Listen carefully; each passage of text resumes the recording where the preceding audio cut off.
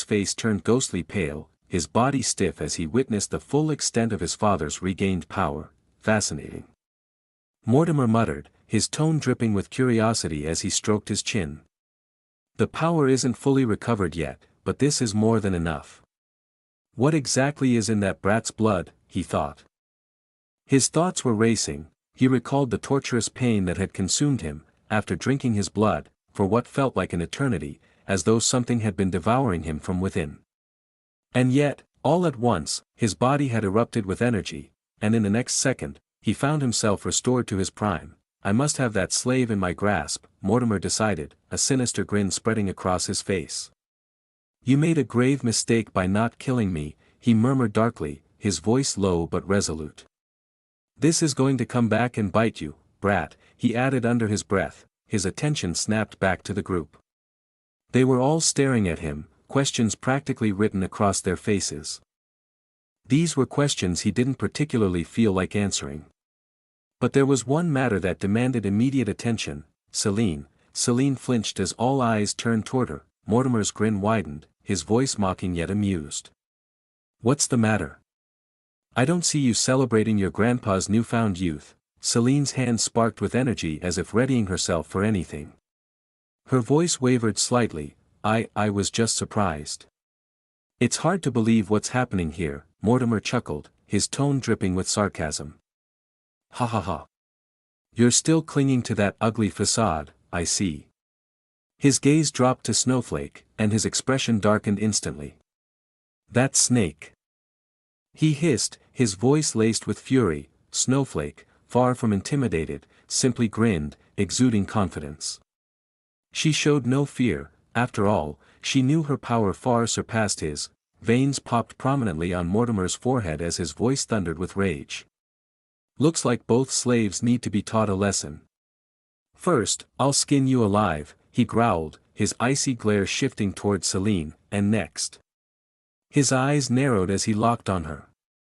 You made a grave mistake, Celine. You must face the consequences of your actions, siding with a slave and defying your own family. How dare you betray us? In the blink of an eye, Mortimer appeared before Celine, his speed leaving the others stunned. His hand clamped around her neck in a vice-like grip, lifting her effortlessly into the air. Argh. Celine choked, her fingers clawing at his hand as she struggled against his strength. Father. Velk stammered, his voice laced with disbelief and alarm. Don't move, Mortimer commanded, his voice as cold and sharp as a blade of ice. His gaze bore into Celine's as she writhed in his grasp. Why you, and that pathetic slave, will both die today, Mortimer declared with a deadly seriousness, his face contorted with contempt. but before he could tighten his grip further, hiss, Snowflake, with lightning speed, lunged and sank her fangs into Mortimer's face. Arg! Mortimer roared. Momentarily staggered by the unexpected attack, taking advantage of the momentary distraction, Celine twisted her body and delivered a powerful kick to his chest, forcing him to release her. She dropped to the ground, but quickly spun around and launched a fierce punch to Mortimer's face. Bam! That's for hurting my darling, she spat, her voice trembling with both rage and defiance. Mortimer staggered back, a look of shock flashing across his face. He steadied himself, spitting out a tooth as blood trickled down his chin. Wiping it away with the back of his hand, he let out a low growl. Not bad, he admitted begrudgingly, his lips curling into a twisted smirk. You're more powerful than I expected, more powerful than Kai. Even. I wonder, where did you get this strength? Kai and the others stood frozen in disbelief, the weight of Mortimer's words sinking in. Celine gave a sharp, confident smile. She summoned her ice spear, its tip glinting dangerously in the cold air. With a graceful spin, she stabbed it into the ground. Let me show my darling that I can handle people like you. Twirling the spear in her hands, she swung her spear as the wave of shimmering water surged through the air, hurtling toward Mortimer like a tidal force. Mortimer snorted dismissively, raising his hand. With a single, effortless motion, the wave dispersed into nothingness. You're far too early to even think of. Chuck, read latest chapters at my virtual library Empire. Mortimer's words were abruptly cut off as he froze, his eyes widening in shock. Celine's spear had struck his back, piercing him cleanly. Grinning, Celine stepped forward, her voice dripping with mockery. What was that you were saying again? Mortimer's lips twitched with annoyance as he glanced over his shoulder at the spear lodged in his back. With an irritated expression, he bent his arm unnaturally, grabbing the spear. In one swift motion, he yanked it free and hurled it back at her. Thud! Celine landed gracefully, catching her spear midair and twirling it between her fingers like a baton. Father, what are you doing? Velk's voice broke through the tension. His face a mixture of confusion and distress. Mortimer sneered, his gaze fixed on Celine. Your unfaithful daughter has been fucking around with HISSSS. Snowflake intervened again, spewing acid at Mortimer. He dodged at the last second, the corrosive substance sizzling against the grassy ground. Celine quickly turned to Velk, her voice urgent. Father, don't you see? That's not Grandpa. Look at him, would Grandpa ever try to kill me? Something's wrong, someone or something must have taken over his body. Velk hesitated, his brows knitting together in thought. She had a point. Mortimer, no matter how harsh, had never raised a hand against Celine, not even in her worst moments. Something was definitely off. Velk frowned deeply, stepping forward with a determined expression.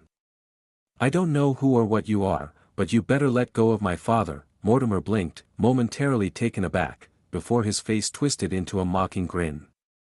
Ha ha ha. I can't believe you're actually siding with that whore who's trying to tear this family apart. Velk's face hardened, his voice cold. My father would never use such filthy words against his own daughter or granddaughter. And come to think of it, he only harsh on me, he slightly thought with a frown. Mortimer's grin faltered, replaced by an annoyed scowl. Sigh. Oh, really? You're such a brat.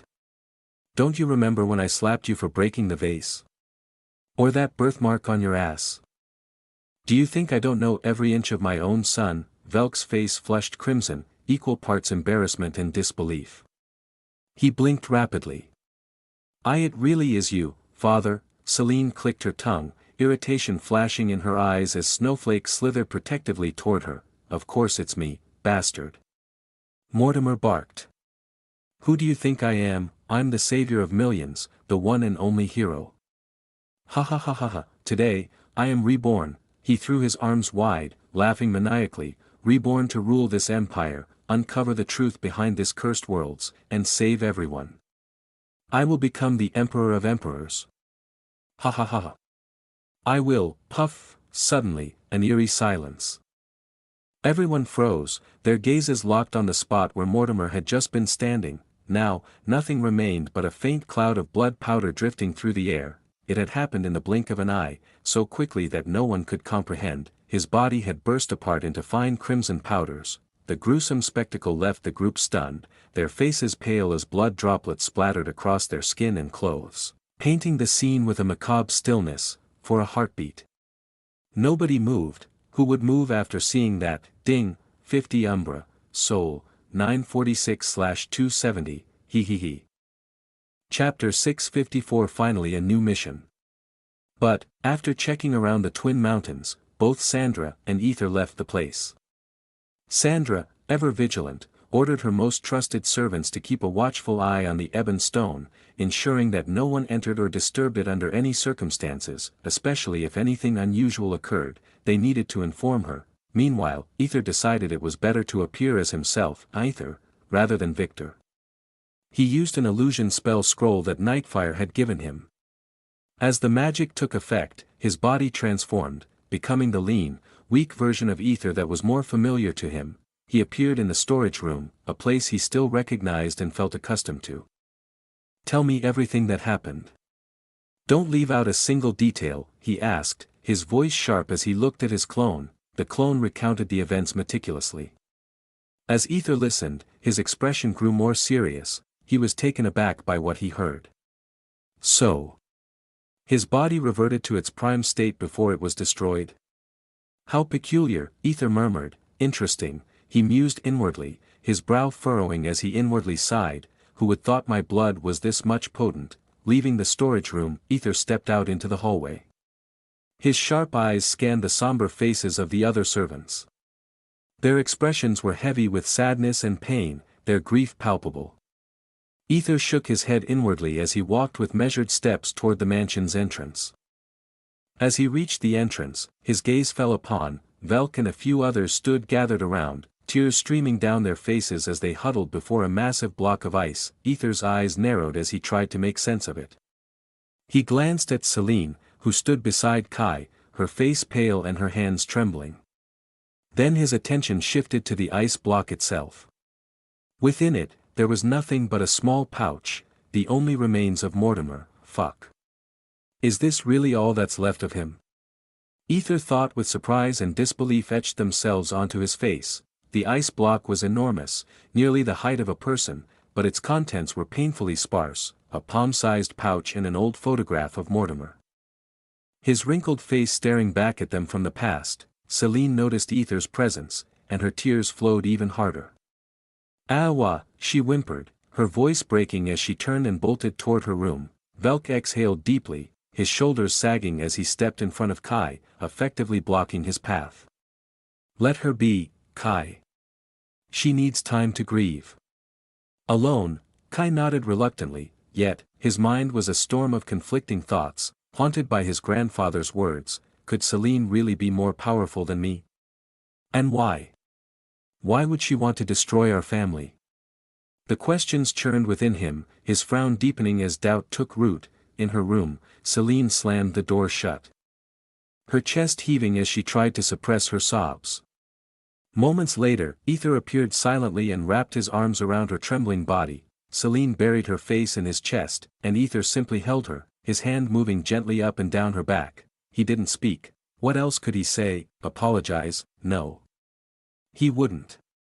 This was his choice, his decision, and Celine had long ago accepted that. She was the one who would decide what to do next. Celine, despite everything, wasn't entirely broken. After learning the truth about her grandfather and how he had nearly decided to end her life just before, she had come to understand who he really was. But even so, he cared for her when she was a child. There had to have been at least some happy memories, right? Those memories were what made her soft. She wanted to hold Aether, to seek comfort, and to let the overwhelming pain slip away, even for just a little while. Aether, sensing her need, softly pulled her into the bed with him, lying beside her as he gently patted her hair. He said nothing. After what felt like an eternity, Celine let out a weary sigh and mumbled, "Since grandfather was the hero of our empire, father has decided to hold a grand ceremony. He wants the people and all the high-ranking officials to have a chance to pay their respects before the final departure." Aether nodded, his eyes fixed on her tear-streaked face. The sight of her raw pain made his heart ache. And what's everyone saying about all this? He asked softly. Well, father explained it as the result of old age and weakness, she replied, her voice flat but steady. He said grandfather's body was overtaken by the unknown curse he received from Arcane. That's how he justified the sudden changes and his death. It's the most logical explanation, I guess. But she hesitated, her brows furrowing. It seems Kai doesn't believe it entirely. Grandpa said some things about me before he passed, and now both Kai and Leon are wary of me. As if they're waiting for me to slip, I see. Aether nodded softly, his gaze lingering on Celine's teary red eyes. He thought to himself, well, I will take care of the situation. But as he looked at her, seeing the pain reflected in her eyes, he bit his lip in frustration. His heart clenched, a deep ache spreading through him at the sight of her in such distress. Aether forced a soft smile, his voice gentle but firm. Don't worry. I won't hurt your family anymore. Celine blinked, her eyes wide with surprise. She knew all too well the horrors Aether had endured, the pain and suffering he had gone through. Yet, even now, hearing his words, she couldn't help but wonder. Her eyes shimmered with tears. What do you mean? Her voice trembled. Aether smiled weakly, his thumb brushing gently over her cheek. Because it hurts more to see you like this. So. He shrugged, his voice trailing off as if the words themselves were too heavy to carry. Celine's eyes widened in shock. Her hands trembled uncontrollably as she threw herself into his arms again, hugging him tightly. Tears rolled down her cheeks. Aether, his heart trembled, softly patted her back. He could feel her relief as she clung to him, and it made something inside him ache even more. Yeah, it's more painful than anything I've suffered, he murmured softly, pressing a gentle kiss to her head as his hands continued to soothe her. To be honest, after the incident with Leah, when he had mistakenly thought she had been killed and sought revenge, Aether had felt an emptiness in that moment. It was as if nothing truly mattered anymore, a hollow feeling that lingered long after the storm had passed. That was why he had let Mortimer go, instead of killing him on the spot, and now, he didn't feel relief from what he had done. Instead, the only emotion that remained was the painful sight of Celine's tear-filled eyes. Seeing her in such pain was like a dagger to his soul. He wasn't interested in killing Velk or Kai, not after everything that had happened. In some twisted way, Velk had helped him by foolishly using the eternal contract, which was the reason Aether even existed in this place now. So, as long as they didn't do anything foolish, he would probably let them live. He was certain Velk wouldn't stir trouble after Victor had beaten him into submission. However, Kai. That guy needed a different kind of treatment. Well, for now, let's focus on my mission. Aether's thoughts were interrupted suddenly, jolting him out of his reverie. Thud, Celine flinched at the sound, immediately pulling away from Aether and standing on the ground and turning toward the door. Her heart skipped a beat as she saw someone enter the room. Your journey continues with my virtual library empire. Ding, mission, seduce Zara Seraphine. Mom. Aether blinked in disbelief. His gaze snapped toward the entrance, where a woman with long, black hair and a worried expression stepped inside. Oh, fuck. He muttered, almost subconsciously, as the situation suddenly became a lot more complicated than he had anticipated. Hearing Aether's exclamation, Celine glanced back at him with a slight frown. She saw his fucked up expression as he stared at her mother. She looked at her mother, then back at Aether, her face morphing into one of horror. Oh. Fuck, she exclaimed in disbelief. Zara tilted her head, her eyes narrowing in confusion. She couldn't quite understand why the two of them were staring at her with such dreadful expressions. Chapter 655 Sweet Home A.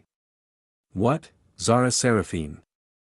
With her long, silky black hair cascading down to her hips, flicked it back with a graceful motion of her hand. Her dark, deep eyes shimmered with a hint of tears as she pulled her daughter into a soft, yet tight embrace. Image in CMT. Mom. Why, you're finally here. Celine mumbled with a trembling voice, her words shaky as she buried her face into her mother's chest, inhaling the familiar, comforting scent of her mother's presence after what felt like an eternity apart. Yes.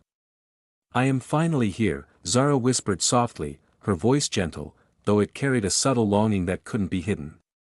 She ran her fingers through Celine's hair, a gesture filled with love and tenderness. As though she was trying to memorize the sensation of holding her again, Aether, standing awkwardly a few steps away, watched the touching scene unfold. His gaze lingered on Zara for a moment longer than he intended. His expression softened ever so slightly, and, was it longing? Aether quickly shook his head, trying to clear the unexpected thoughts. Inwardly, he screamed himself, "Okay, log. This is completely messed up. What do you mean she was my target? I don't understand." "I mean, I do, but, this is really fucked up." His mind raced as confusion and frustration. Ding, a target is a target, and you need to seduce them at any cost, no matter who they are. Aether's lips twitched violently. He exhaled deeply, trying to compose himself. First, he let them have their emotional moment, but just as he was about to turn and leave the room, Aether, her voice, so ethereal and melodic, echoed through the room, and Aether felt his heart skip a beat. He turned back, meeting the gaze of those striking, motherly eyes that had an unsettling power over him. Please, don't look at me with those pure, innocent eyes." Aether screamed inwardly, as he tried to suppress the unwanted feeling surging inside him. Those eyes, sparkling with kindness, felt like powerful, razor-sharp beams cutting through him. Zara motioned for him to come closer, her hand beckoning. Aether hesitated, unsure of how to react. He knew he had to do this, he had to play his role, but something about the situation made it harder than he expected. "Oh. You must have forgotten about me," Zara said softly, her voice laced with a mixture of realization and lost. There was a hint of disappointment in her tone, but it quickly faded as she smiled warmly at him. "My name is Zara Seraphine. I am Celine's and Kai's mother." Aether, still somewhat flustered, nodded awkwardly, his voice sounding strained. "Oh." Celine, still wrapped in her mother's embrace, glanced at Aether, noting how visibly uncomfortable he was with the situation. He was clearly taken aback, and his awkwardness was almost palpable. She let out a soft sigh before speaking up, her voice casual yet knowing. "He knew. Mom. He remembers everything. Oh. Oh." Zara's eyes widened in surprise for a moment before her expression shifted to one of mild amusement. She turned her gaze to Aether, now wearing a deadpan look. "Come here, brat," she commanded playfully, pulling Aether into her embrace with surprising strength. She wrapped her arms around both her daughter and Aether, hugging them tightly, and then sighed with contentment. "I've missed you both so much." Aether, struggling to maintain his composure, did his best to keep a neutral expression. But inside, his thoughts screamed as he tried to avoid letting his face fall into those wonderfully soft mounds. Celine, noticing Aether's clear discomfort, couldn't help but chuckle. This was the first time she had ever seen Aether so visibly disturbed, so clearly not enjoying being hugged. It amused her to no end. After a few moments of soft, almost affectionate hugging, Zara pulled away and studied her daughter carefully. She took in every detail, looking her up and down with a sense of pride. "You've really grown into such a wonderful woman, Celine." "My dear," Zara said, her voice filled with admiration. She leaned forward and kissed Celine's forehead with both love and tenderness, her eyes glistening with emotion. "Foo, of course. Who else's daughter would I be?" Celine said with a proud grin, her chest puffing up just a little as she beamed at her mother. "Of course, only my daughter." Zara chuckled softly, amusement dancing in her eyes. She then turned her attention to Aether, her expression softening once again. "Look at you, all grown up. How are you, Aether?" Aether inwardly sighed before speaking. "I am fine." "Lady Zara," he was cut off as Zara pulled his cheek, her grip firm as she teased, "Brat, you can call me just Zara, or..." She winked playfully at him, adding, "Mother." Aether was truly taken aback, his mind screaming, "It's fucked up."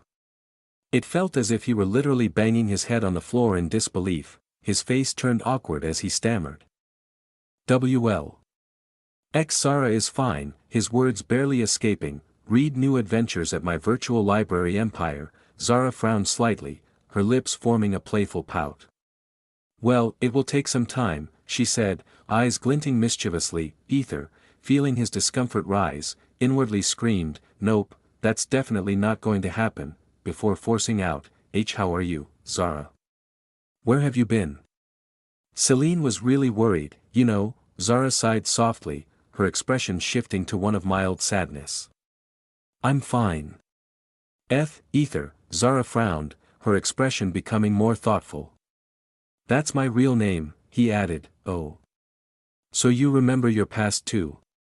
Zara's gaze softened as she studied him.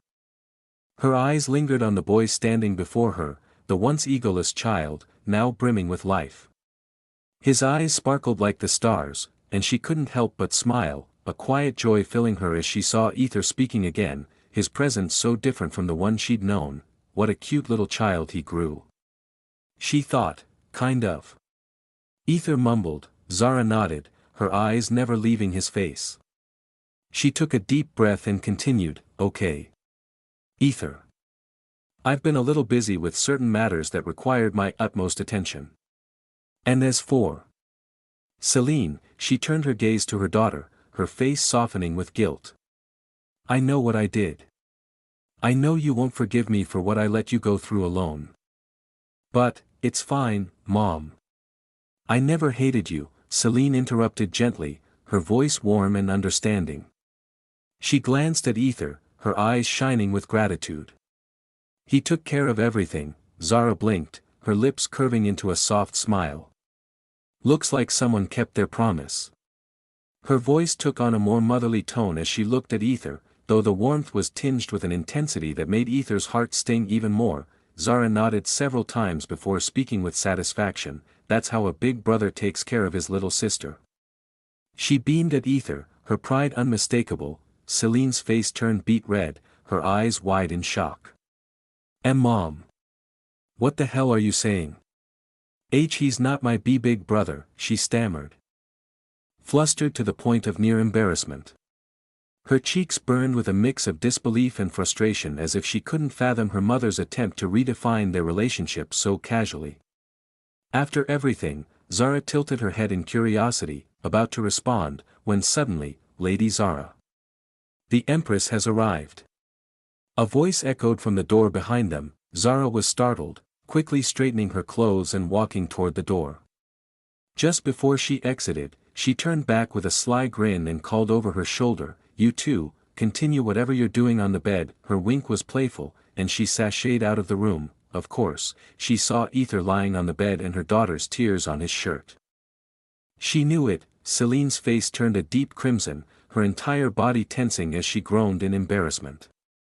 That error." She let out a frustrated sigh, finally realizing her mother had been toying with her the whole time. "Aether. It's seriously fucked up." Aether sighed deeply, staring blankly at the door. "Yeah. I don't know what to do now," he mumbled, his voice heavy with confusion. Celine glanced at him, recalling his words about the mission.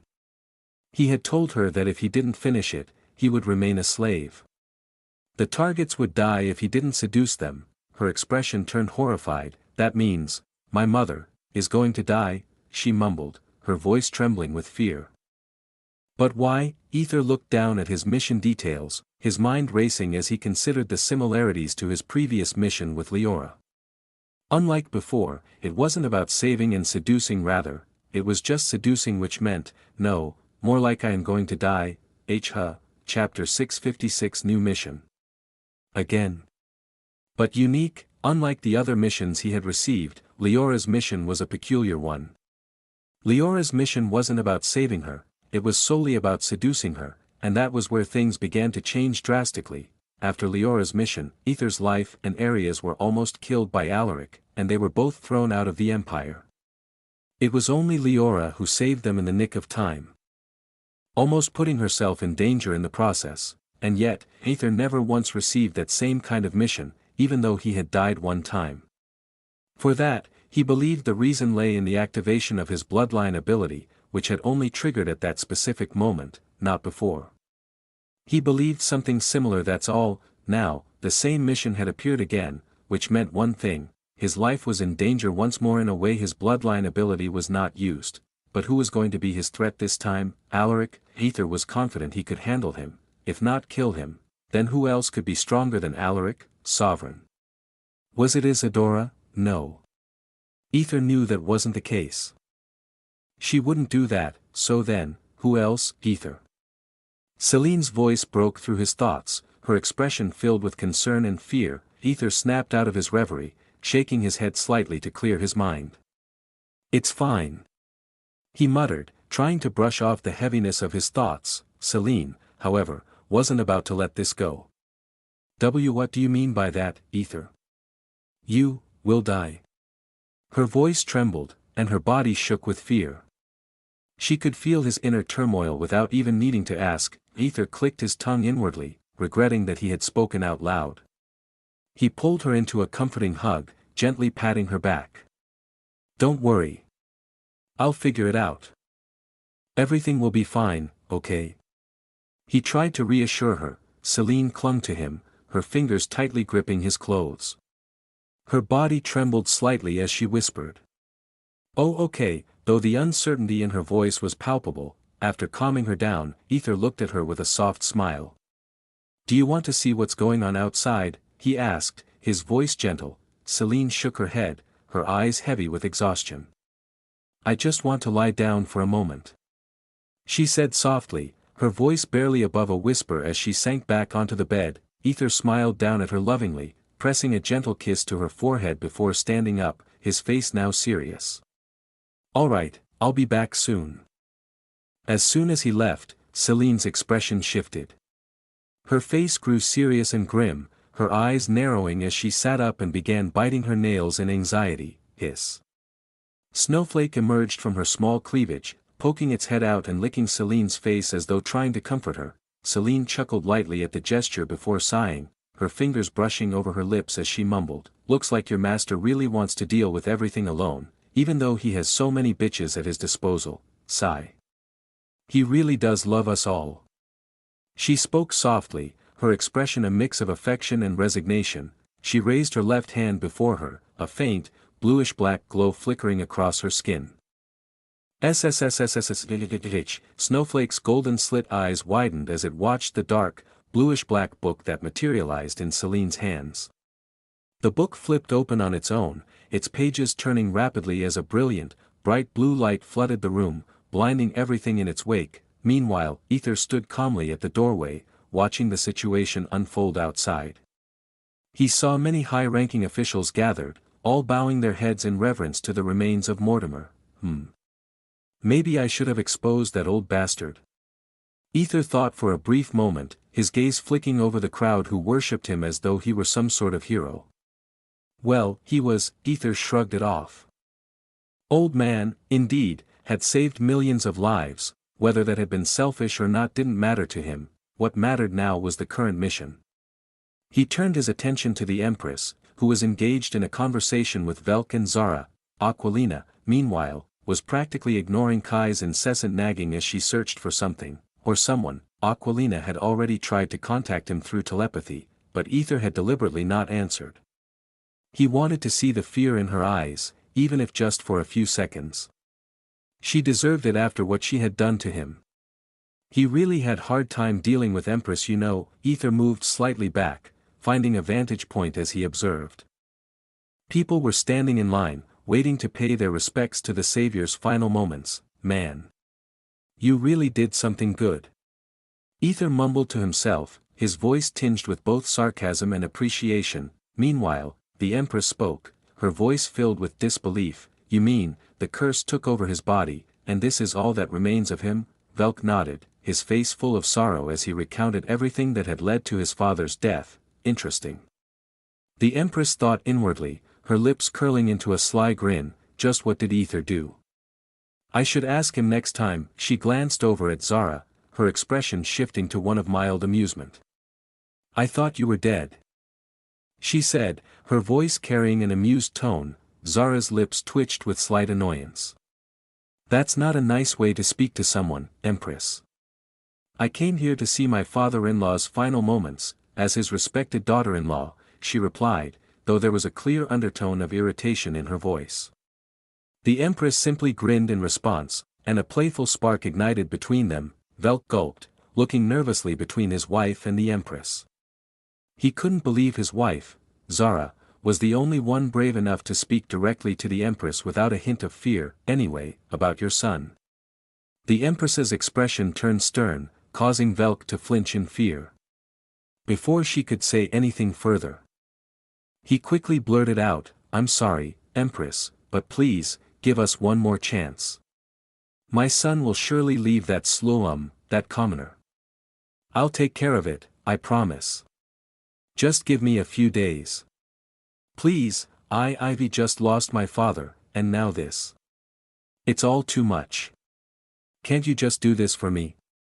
Not for me, or for Kai, but for my father, who saved millions of lives. The Empress stared at Velk blankly, her gaze cold and calculating. She knew that once Aether was under her full control, it wouldn't matter much what Velk or anyone else said.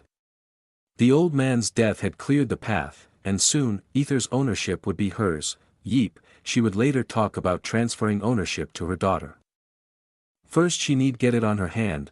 Zara's lips twitched violently. She would later beat this shitty man for betraying the engagement she initially AHD with her friend. Experience new stories on my virtual library empire. Just then, Velk. Sister. Delphine hurried over, her face streaked with tears. Velk's face fell, and he seemed ready to collapse in despair, but before he could do so, Zara stepped in. She pushed him aside rotely and wrapped her arms around Delphine, comforting her. I am here. Del. Zara mumbled as if she was like daughter to her. Velk's lips twitched, his frustration palpable. He wanted to show the world how much he cared for his family, just like his father. Meanwhile, the Empress raised an eyebrow in surprise as she noticed Alaric's presence. She had not expected him to be involved in these affairs. She nodded at him, her voice laced with mild amusement. I never thought you'd get involved in our matters, Alaric. With a stern face, Alaric replied, I came in place of the principal. She's tied up with an important task, so she sent me instead. He placed a bouquet on the ice block, his tone curt but respectful. He was slightly worried that Aether complained anything to her. He is not a man if complaint to her. Alaric thought to himself. The Empress simply shrugged, not particularly interested in the politics of the moment. She glanced around, observing as the high-ranking officials slowly filed in to pay their respects to Mortimer's remains, but just as everything seemed to settle, when, the prophetess is here, everyone turned in surprise, their gazes shifting toward the entrance as a beautiful woman with long white hair entered the room. She was dressed in a flowing white robe, walking with a steady, graceful pace, her eyes closed in deep concentration. Prophetess. Aether mumbled under his breath, seeing another bow dash. Nope, not her. Suddenly a voice interrupted. Aether calmly turned to his side and saw Aquilina standing beside him with a cheeky smile and a slight pout on her lips. Behind her, Aquilina pointed towards the stunning woman who had just entered. Aether raised an eyebrow, confused. I don't see any. His words halted when the beautiful woman stepped aside, revealing another figure behind her. Ding, unique mission, seduce the prophetess. Aether's face turned ashen, his heart sinking in pure horror. He saw a frail lumped figure, someone barely able to stand, supported by a walking stick. Chapter 657. It's not Jill F. She is FING old who is about to die tomorrow. Step. Step. Step. A hunched figure, shrouded in layers of thick, white clothing, moved slowly, each step accompanied by a trembling body and the rhythmic tapping of a stick against the ground. Image in CMT. The figure's movements were so frail and deliberate that it seemed a mere gust of wind might take them away. Yet, ding, unique mission, seduce the prophetess. Warning, in this mission, you are exempt from achieving a minimum of 10 AP per day as per the seduction requirement. However, you must seduce the prophetess before the event known as the beginning. Aether's eyes locked onto the old figure, his expression frozen in a mix of shock and disbelief. His mind struggled to process what he was seeing, let alone the absurdity of the mission notification. Beside him, Aquilina, sipping from her steaming cup of coffee, seemed oblivious to his inner turmoil as she spoke casually. "That's her," she said softly, her gaze fixed on the shrouded figure. "She's the one who gave the oracle about the chosen ones. Honestly, it's rare to see her outside the temple walls. I can't imagine why she'd come here of all places." Her voice trailed off when she noticed Aether's unblinking stare, his face pale as if he were watching a scene straight out of a horror movie. "Aether," she called gently, giving him a light nudge. He flinched. This isn't funny anymore." "Funny?" she echoed, tilting her head in confusion, realizing he'd spoken aloud. Aether quickly corrected himself, his tone more composed. "I mean, I was just thinking the same thing. Why is she here?" Internally, however, his thoughts were anything but calm. "Are you fucking kidding me right now, Log? Is this some kind of sick joke? Or am I joke to you? Do you even realize what you just did, and what the hell is this unique mission?" "Unique, my ass. Of course, it's unique, for her, it's practically a goddamn miracle.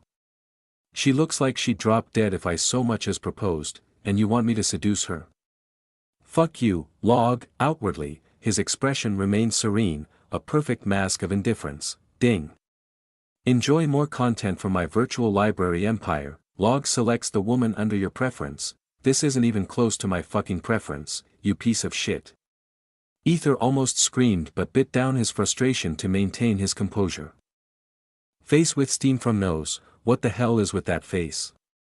Are you pouting now? Aether's brow twitched at the childish reaction from the Log. He sighed, forcing himself to calm down. His gaze shifted to the prophetess, who was slowly making her way forward, flanked by an entourage of stunningly beautiful nuns. They moved in unison, their protective stance akin to bodyguards escorting royalty. The Empress frowned as her sharp eyes landed on the prophetess. What is she doing here? She wondered, glancing at Velk and Delphine. Both seemed equally unsettled by the unexpected arrival. All eyes were on the prophetess as she approached Velk and Delphine. "I am sorry for your loss," came the raspy, fragmented voice from beneath the heavy layers of clothing. Velk dipped his head respectfully. "It's an honor to have you here during my father's final moments, prophetess. Your presence means more than words can express." Delphine nodded in agreement, stepping forward to gently guide the elderly woman toward the ice block where Mortimer's remains rested. Aether watched the prophetess stand before the ice block. Aether's palms turned sweaty as he leaned closer to Aquilina and whispered, She doesn't have the ability to see the past, does she?" Aquilina raised an eyebrow. "Not as far as we know," she replied, handing him the coffee she had been holding. "She's known for her prophecies about the future. Not the past." "Why do you ask?" Aether hesitated, taking a slow sip of the coffee to steady his nerves. "Oh, no reason. Just curious," he lied smoothly. He almost thought the old lady might find out something. "He was killed." Aether sputtered, spitting out the coffee in a violent cough. Aquilina immediately reached out to pat his back, her voice laced with concern. Everyone turned silent. The prophetess's words sank into the air like a stone dropped into still water. Velk's brows furrowed deeply, his voice measured as he addressed her. "What do you mean by that?" Delphine's expression mirrored his concern, her tone cautious. "Killed. Are you certain, prophetess?" The prophetess's head shifted slightly, the folds of her clothing obscuring her face entirely. "By the curse." She rasped. A collective sigh of relief swept through the yard. Aether, however, exhaled so deeply it was almost theatrical. "Fuck, that nearly gave me a heart attack," he thought, slumping slightly in his chair. It wasn't the fear of being exposed that rattled him. No, it was the terror of his carefully constructed Victor/Aether being shattered, especially in front of Alaric and Kai. The Empress slowly approached the prophetess. Standing close, she softly asked, "I don't recall you ever attending anyone's funeral before." "Not even when my parents died." The prophetess shifted her gaze toward the Empress. After a moment of silence, her voice rasped out, "Oh. Oh, haha. My apologies, Your Majesty. I certainly didn't mean to seem rude to the ruler of this realm." Her head tilted slightly as she glanced at Mortimer's photo, and her tone shifted to one of unexpected tenderness. how could I not pay my respects to him? He is, after all, my ex-husband. The courtyard fell into stunned silence. Velk and Delphine's eyes widened in shock, their faces frozen as though they were struggling to comprehend what they had just heard, until, what the foo, someone shouted the words that everyone held back in their heart. Aquilina immediately clamped her hand over Aether's mouth. Her face flushed with embarrassment. "What are you doing?" she hissed under her breath, glancing around nervously to make sure no one had noticed. Fortunately, everyone seemed too preoccupied with the prophetess to pay them any attention. Letting out a sigh of relief, she released him, but Aether couldn't let it go. His thoughts spiraled into chaos as he tried to process what he'd just heard. "Are you fucking me, log? Is this some kind of twisted joke? Both women are from the same family? What kind of insane situation is this?" "Arar," he groaned inwardly, feeling as though he was taking too much from the Frostblade family.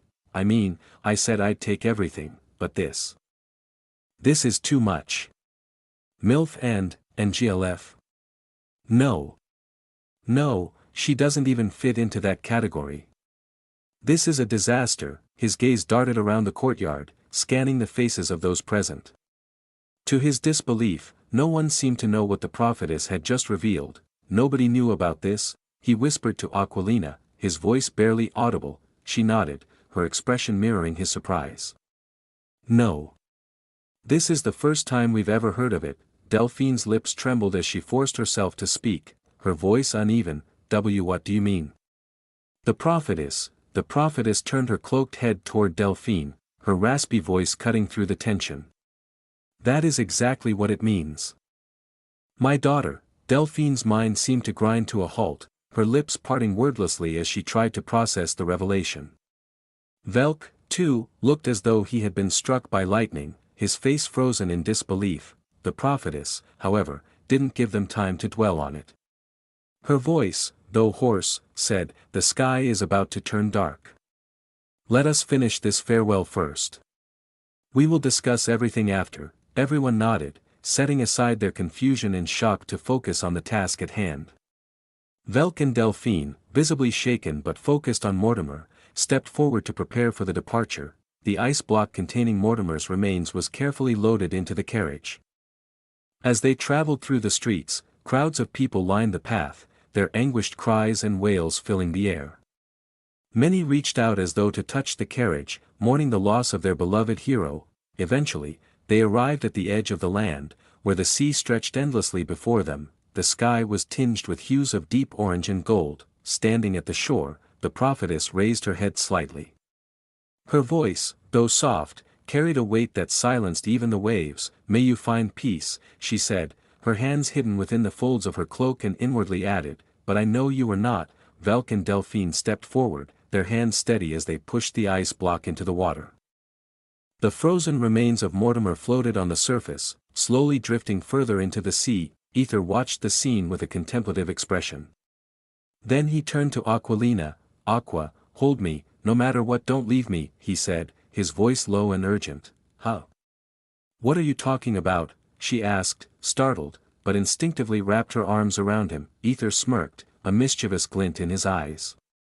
"It's time to put on a performance worthy of an Oscar," he whispered, before dramatically shifting his expression into one of pure despair. Without warning, tears streamed down his face like rivers, and he threw his head back, letting out a soul-crushing wail. "Ugh! Please! Don't! Let me go! I can't leave my grandfather all alone!" AWWWWWW. His heart-wrenching cries reverberated across the seashore, causing everyone to turn and stare. All eyes were now on a weak, lean boy with jet-black hair who was bawling his eyes out. Chapter 658. There is no rest even after death. NOO. NOO. Let me go. My grandfather. Sob, sob. Who loved me like his own grandson. Sniff, sniff. No. Grandfather. Aether's anguished cries echoed across the horizon, reverberating through the air as the ice block carrying Mortimer floated away, a symbol of a life departing forever. Aquilina was caught completely off guard, struggling to restrain Aether, who thrashed weakly in her arms. His face was contorted with grief, tears streaming down his cheeks, snot dripping, and drool spilling as though his very soul was breaking apart with every sob, and oh, he'll be all alone. Please. Sniff, sniff. Let me go. Aether's heartfelt words rippled through the crowd like a wave. Just like a sea wave, those who had been trying to suppress their own tears finally broke down, their restrained grief exploding into loud sobs. What the? The Empress blinked in disbelief, her gaze fixed on Aether. What is he playing at now, she wondered, her eyes narrowing as she observed his dramatic performance. She even wondered whether he was acting or not, that much performance going on before the live audience. Kai's face twitched visibly as he watched Aquilina hold Aether close, her ample chest almost pressing against the boy's back. Rage bubbled up within him, and he finally snapped, shouting. What the hell are you talking about? He's my grandfather, but Aether completely ignored him, continuing his tearful monologue. He treated me with kindness, fed me when no one else would, even when the world shunned me for being a servant. Sniff, sniff. He was like a god to me. Oh, dear God, why? Why? Why would you take someone so innocent? Please, take me instead. Let the hero live longer. Sob, sob, his words struck a chord in the hearts of everyone present. Even Velk's stoic lips began to tremble, and tears quietly rolled down his cheeks. Meanwhile, murmurs rippled through the gathering like whispers carried on the wind. Looks like our hero even cared for this poor child. Did you see how he's crying? That's genuine grief, unlike his real grandchildren. They didn't even shed a tear. Tisk, that Kai. He didn't cry at all. Is his heart made of stone? Tsk. Probably because he's the arcane king. No wonder he is arrogant. Kai's face reddened in frustration as he overheard the biting remarks. These bastards. I cried alone. I just didn't want to show weakness in front of the masses, but now. His eyes flicked toward Aether, who was still crying as though the world had ended. Leon quietly approached Kai, leaning in to whisper, you need to cry. Now, Kai shot him a glare. Huh? Cry. In front of everyone? That's weak, do it. Leon interrupted firmly. If you don't, you'll lose the people's respect. Even if it's an act, you have to cry, Kai growled in frustration, hesitating for a moment before covering his face with his hands. He sniffled theatrically, attempting to force out a sob, but it was painfully obvious that no tears were falling. Meanwhile, our Oscar nominee, Aether's wailing continued to captivate the crowd. Grandfather. I am so sorry. Hick. Hick. Please don't leave me. Hick. You promised to free me from this nightmare. Why you promised to protect me? And now? Sniff. Grandfather, Velk frowned slightly, his sharp eyes catching the nuances in Aether's performance. But the raw emotion radiating from the boy drowned out any doubts. Aether weakly struggled in Aquilina's grasp, his voice trembling as he cried out, please. Let me go. I want to be with him. Aquilina, though bewildered by his sudden outburst, played along seamlessly. Her voice was soft and consoling. It's okay, Aether. You don't need to worry anymore. He's finally resting after a lifetime of hard work. People might forget him someday, but his deeds will live on for eternity. Through the ages, he will be remembered as the savior of millions. A true hero. All hail the true hero. Moved by her words, the crowd erupted in unison, their voices ringing out as tears streamed down their faces. True hero. Aether let the chant wash over him, a sly grin momentarily flashing across his face before he masked it with sorrow. His voice cracked as he said, he told me. He would free me from this cursed world. How cruel of fate to take him away. Hick. Suddenly, young Master Kai, the shout came from Timmy, who was sprinting through the crowd, his face flushed and breathless. Kai lowered his hands, his forced sobbing cut short as he frowned in irritation. What now? He muttered, Glancing at the murmuring crowd that had clearly noticed his lackluster attempt to cry, Timmy skidded to a halt in front of him, clutching a crumpled piece of paper. Huff. I was cleaning Master's clothes and, huff. I found this. He held the paper aloft. It's Master's final note. Kai reached out to take it, but before he could, Velk snatched it from Timmy's hands, his expression dark and unreadable. Father? Kai asked, his tone tinged with confusion and annoyance. Before Velk could respond, Zara stepped forward and plucked the note from his grasp with a quick motion. Velk's lips twitched in visible irritation, but he said nothing. Zara's brow furrowed as she read the note, her expression shifting rapidly from curiosity to shock. "Oh, my," she exclaimed, her voice carrying an unmistakable note of urgency. Her reaction drew the attention of everyone present. Their curiosity piqued. Murmurs filled the air once again as all eyes turned to Zara. Zara took a deep breath, her fingers trembling slightly as she held the paper close to her face as she began to read aloud. By the time you read this message, I know I will have already left this world behind. The weight of Mortimer's final words was enough to make everyone freeze, their attention solely on the paper in Zara's hands. Velk made a move to snatch the letter, but Zara swiftly turned her shoulder, ignoring him as she pressed on. I know how devastating my death will be to everyone, but I am not a god. When the time comes, no matter who we are, we all must go, even if it feels unbearably cruel. I love my people, those who have worked tirelessly for this empire, and I beg you all to continue striving for greatness, even in my absence. Your growth is the empire's growth. Do not hurt one another, no matter what. This is my only wish for the people who have believed in me with such unwavering faith. The crowd erupted into waves of muffled sobs and heartfelt cries, their hearts broken by Mortimer's humble and selfless words. Continue reading at my virtual library empire. The Empress raised a brow, her expression a mix of intrigue and mild surprise. Mortimer's message wasn't what she had expected from him. Zara's voice steadied slightly as she continued, and for my family. Please, do not tarnish the legacy I've worked so hard to build. Serve the Empire with honor and be prepared to sacrifice for its future, no matter the cost. Zara was shocked to hear that.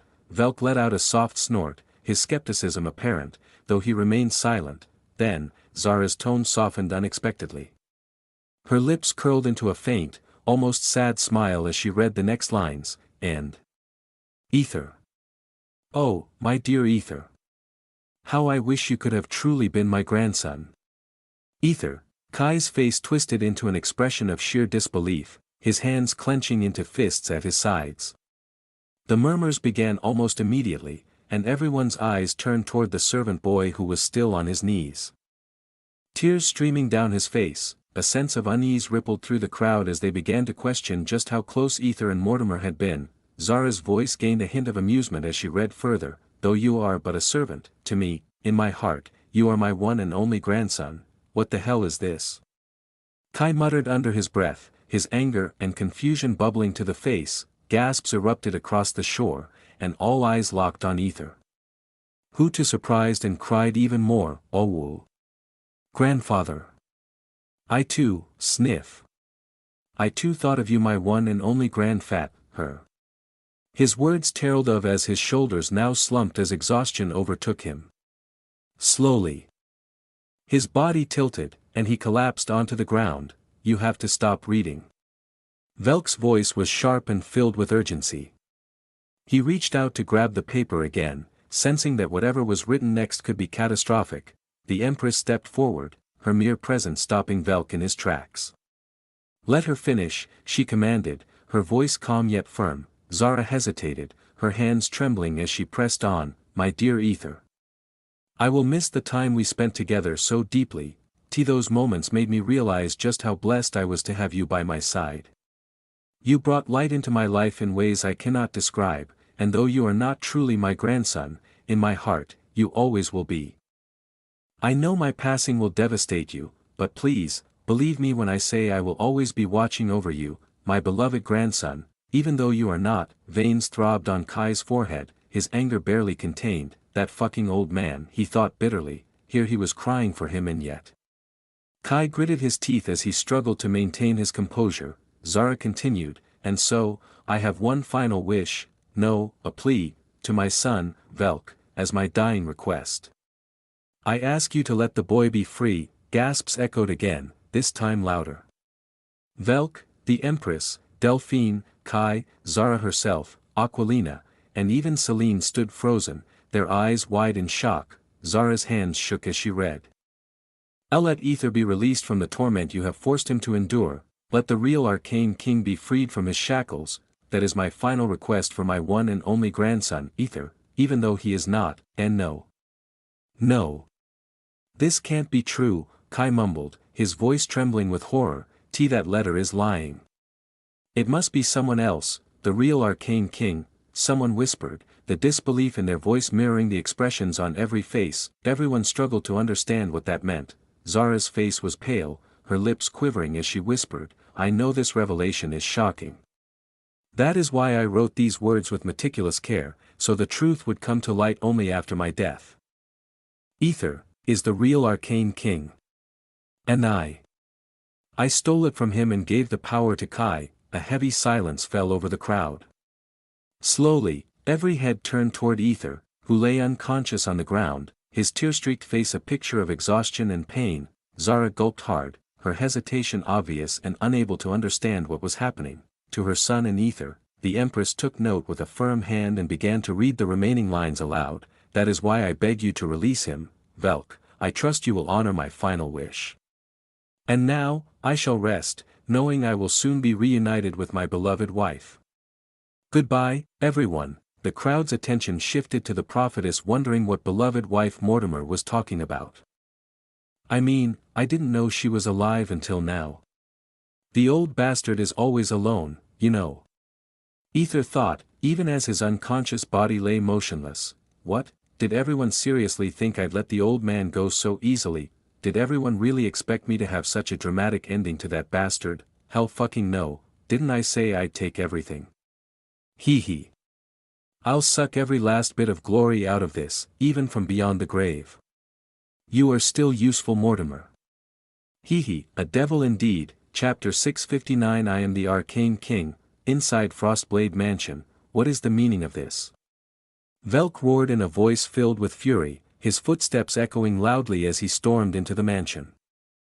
Arriving into the room, his face was pale, his breathing ragged after barely escaping the crowd demanding answers. Everyone had heard the letter and response, it was dead shit, I don't understand. But this is definitely Master's thumbprint, Alfred stammered, his fingers trembling as he examined the mark etched at the end of the letter. His eyes flickered with disbelief and dread. Velk clenched his fists, his jaw tightening as a bitter rage surged through him. That damned old man.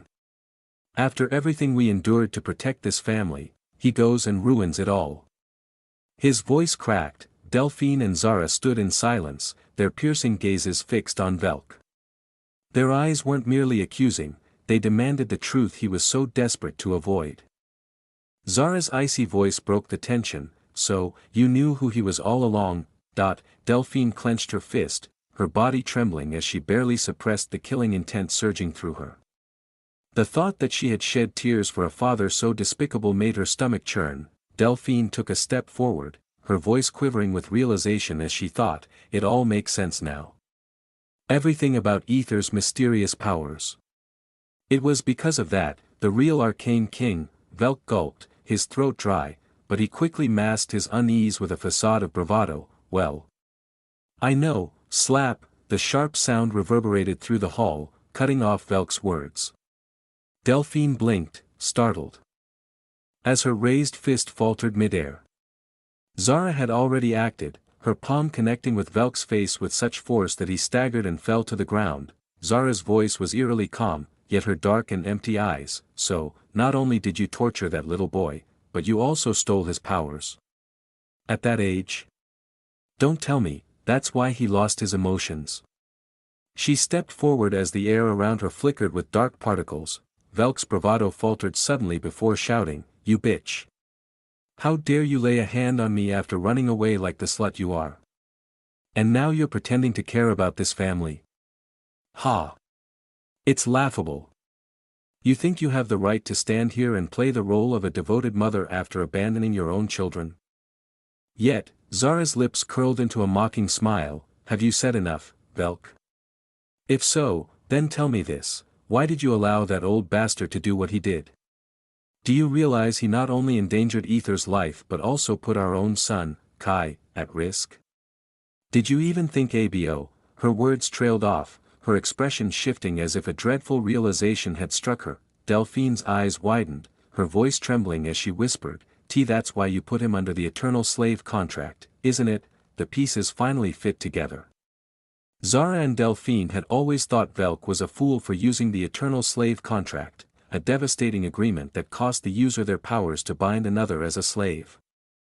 But now, the truth was clear, and it was far more sinister than they had imagined. My lady, please calm down.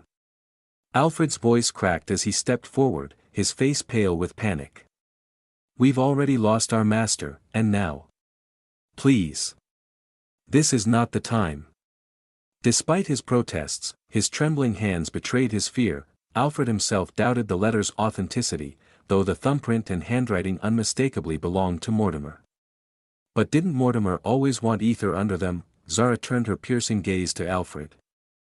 I am deeply disappointed in you, Alfred. Did you truly allow this to happen? If it were your child, would you have let that old man do the same thing? I. Alfred stuttered, his voice failing him as he struggled to meet Zara's eyes. Delphine let out a bitter laugh, her expression a mixture of disgust and amusement. Oh, please. He'd have run away with his son long before anything happened. Just as the confrontation was about to boil over. Stop, a hoarse voice echoed through the room, silencing everyone. Turning back they saw the prophetess and the empress enter the room. Behind them, Kai, Celine, Leon, and Aquilina followed, their expressions varying from confusion to dread. The empress arched an eyebrow as her gaze swept over Velk, who was still crumpled on the floor. A sly smile played on her lips as she chuckled softly. To think. You've been fooling around behind my back, Velk. How amusing. The room grew colder. Velk's bravado crumbled entirely as he felt the weight of the empress's gaze. Zara and Delphine, though furious, held back from acting further like killing him, because Velk was still the head of the household, a duke. But the empress, Velk knew he had truly fucked up this time. Aquilina stood beside Kai, her dark eyes boring into him. His head hung low, his face etched with guilt and fear. I need to think of something. Fast. Kai's mind raced, desperate for a way to escape the storm brewing towards him. The prophetess moved forward, leaning heavily on her stick as she lowered herself into a chair. Her sigh echoed through the room. Sigh. Whatever has happened. It happened for a reason. There is no point in screaming and blaming anyone now. That child lost his powers, and now Kai is the real one, she said, her raspy voice carrying an air of finality. Aquilina's sharp gaze narrowed. What do you mean by that? Just take back what was stolen. Her tone was laced with disdain, though her calculating mind was already plotting the Frostblade family's downfall. She was mere steps away from acting on her plans and destroying this family that hurt Aether. Her beloved, sigh. She loves him too much, the empress thought, a faint sadness flickering in her eyes. And no way. It's my power. I earned this. Kai snapped, his voice cracking under the pressure. His body tensed, his resolve hardening. He would rather lose Aquilina than give up his power. He claimed it, it was his, and no one could take it from him. This was his power. I am the arcane king. Kai bellowed, his voice ringing with fury. Leon, though shocked by the escalating situation, stepped forward. As a loyal friend and brother, he stood by Kai's side, ready to support him no matter the cost. Aquilina's lips twitched violently, her expression a mixture of disbelief and fury. Yours, she hissed, you know exactly where you got that power from, don't you? Her gaze pierced through Kai, daring him to deny it. Kai's lips pressed into a thin line. He stayed silent, unwilling to respond, but his clenched fists and shifting eyes betrayed his guilt. His silence was enough, everyone understood. He knew, Aquilina's face contorted in disgust as she spat on the ground, her voice laced with anger. I can't believe you have the audacity to call it your power. After everything, you treated him like dirt, and yet you're here flaunting the very strength you stole from him. You talk about saving people, about justice, while standing on the ruins of an innocent life.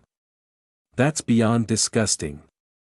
Her fingertip crackled with energy, small sparks dancing dangerously around her hand. Oh, she's pissed. The Empress thought, a wry smile tugging at her lips as she watched the scene unfold. Kai's face turned ghostly pale, but before he could muster a reply, Velk interjected, his voice defensive and loud.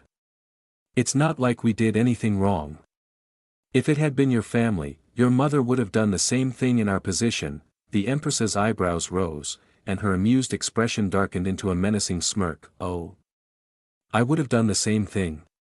She tilted her head, her sly grin twisting into something far more demonic. If it were me, I wouldn't have wasted time with an engagement.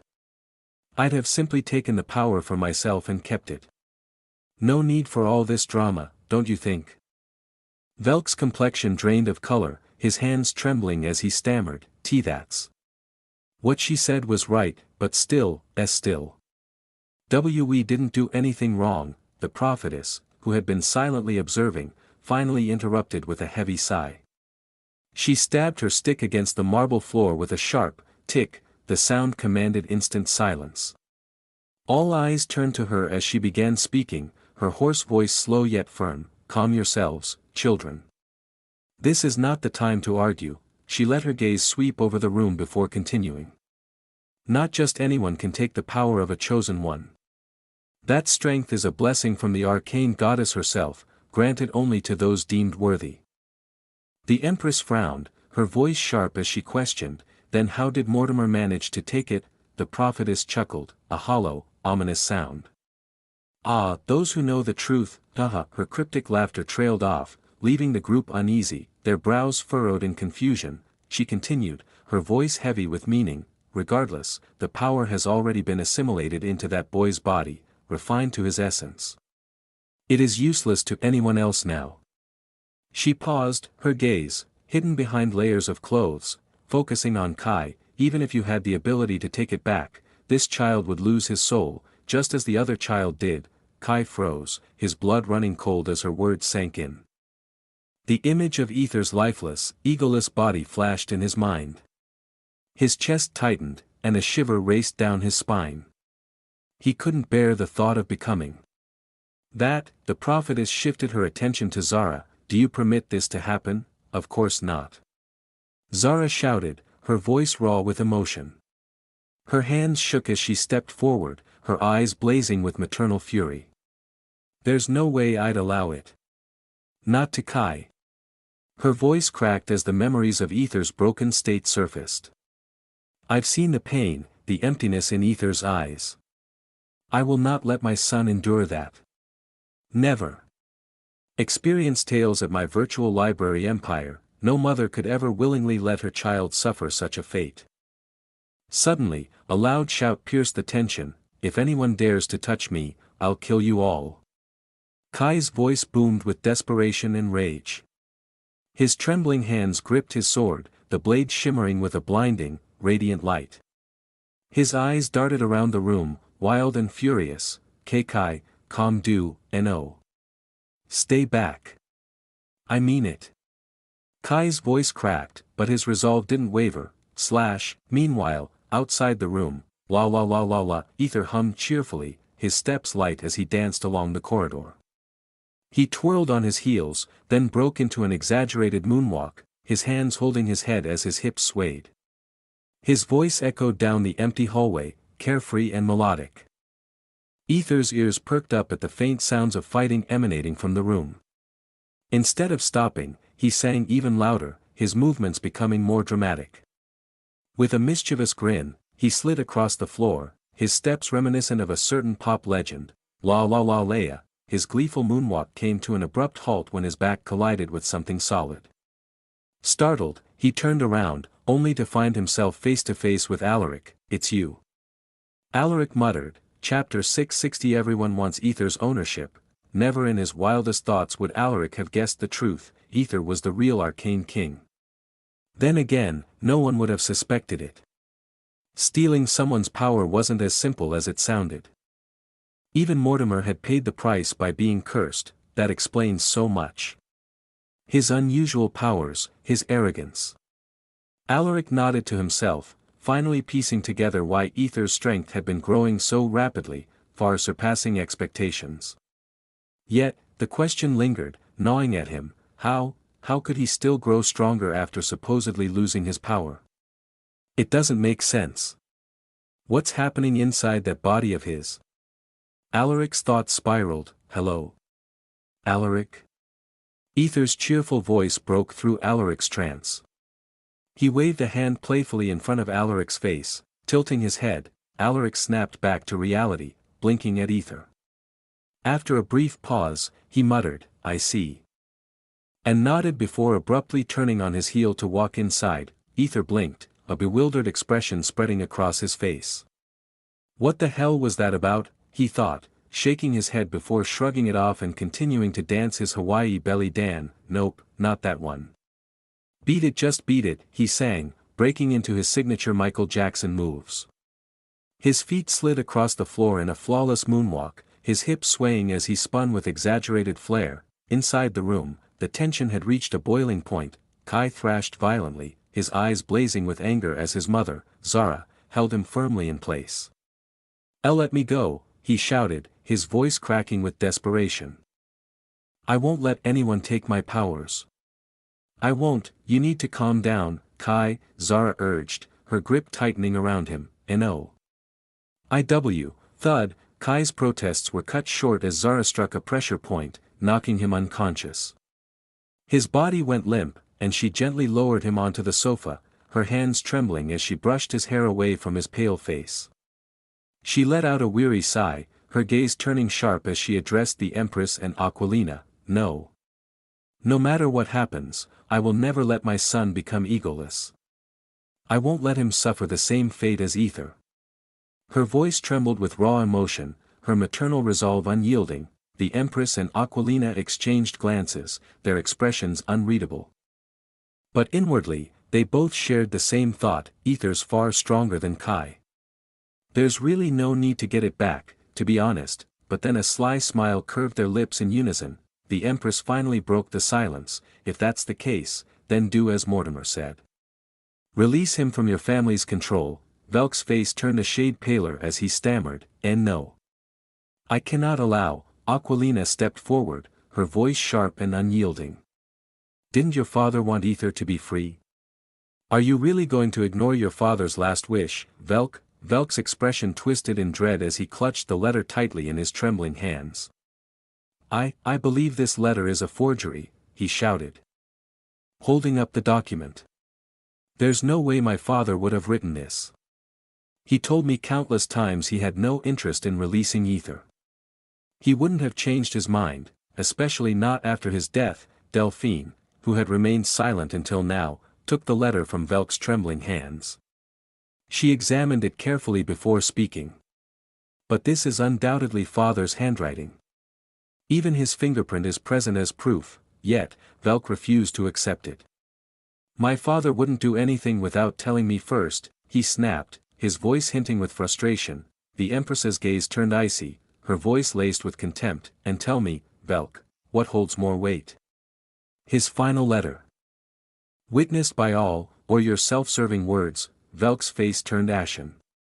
He could feel the pressure of the room closing in on him. Everyone wanted Aether's release.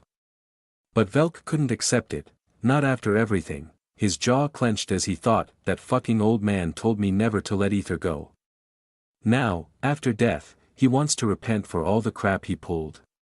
Rage simmered under Velk's skin. His father, even in death, was still a pain in the ass. "Even so, I won't." Knock, knock.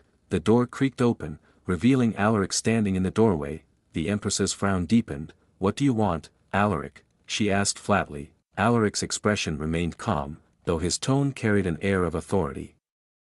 "I need a word with Princess Aquilina." Few moments. Aquilina hesitated. She really wanted to secure Aether's ownership.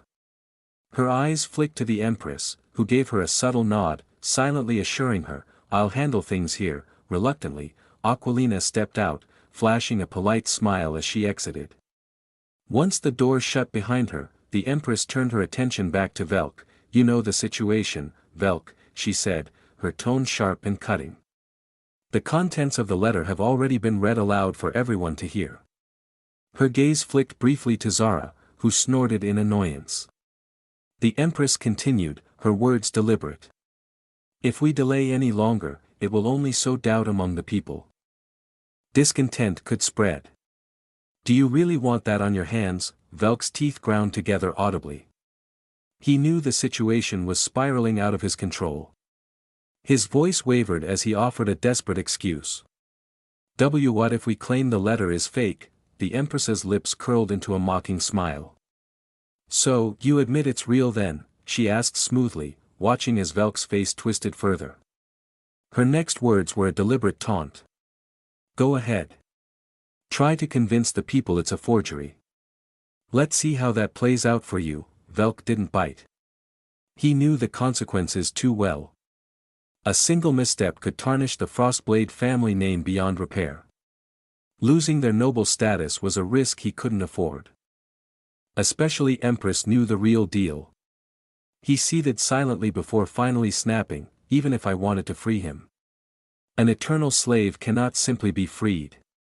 Only the master can change," the Empress pressed, her smirk widening. "Then do what needs to be done. Let Aether go from this family. Declare him free, and let the people see it for themselves." Velk gritted his teeth inwardly, suppressing the frustration, and said with a sly smile, "Even if I wanted to, I can't just hand over Aether to anyone. First, I need to find." Thud, the door burst open as Aquilina entered and hurried, almost frantic, as she leaned close to the Empress, whispering something urgently into her ear. "Read new chapters at my virtual library Empire." The Empress raised her eyebrows, her expression shifting slightly. "Really? Yes, it's urgent," Aquilina confirmed, her face serious, almost grim. The Empress nodded slowly. Aquilina immediately turned and exited. But not before the Empress discreetly tapped the floor with her foot.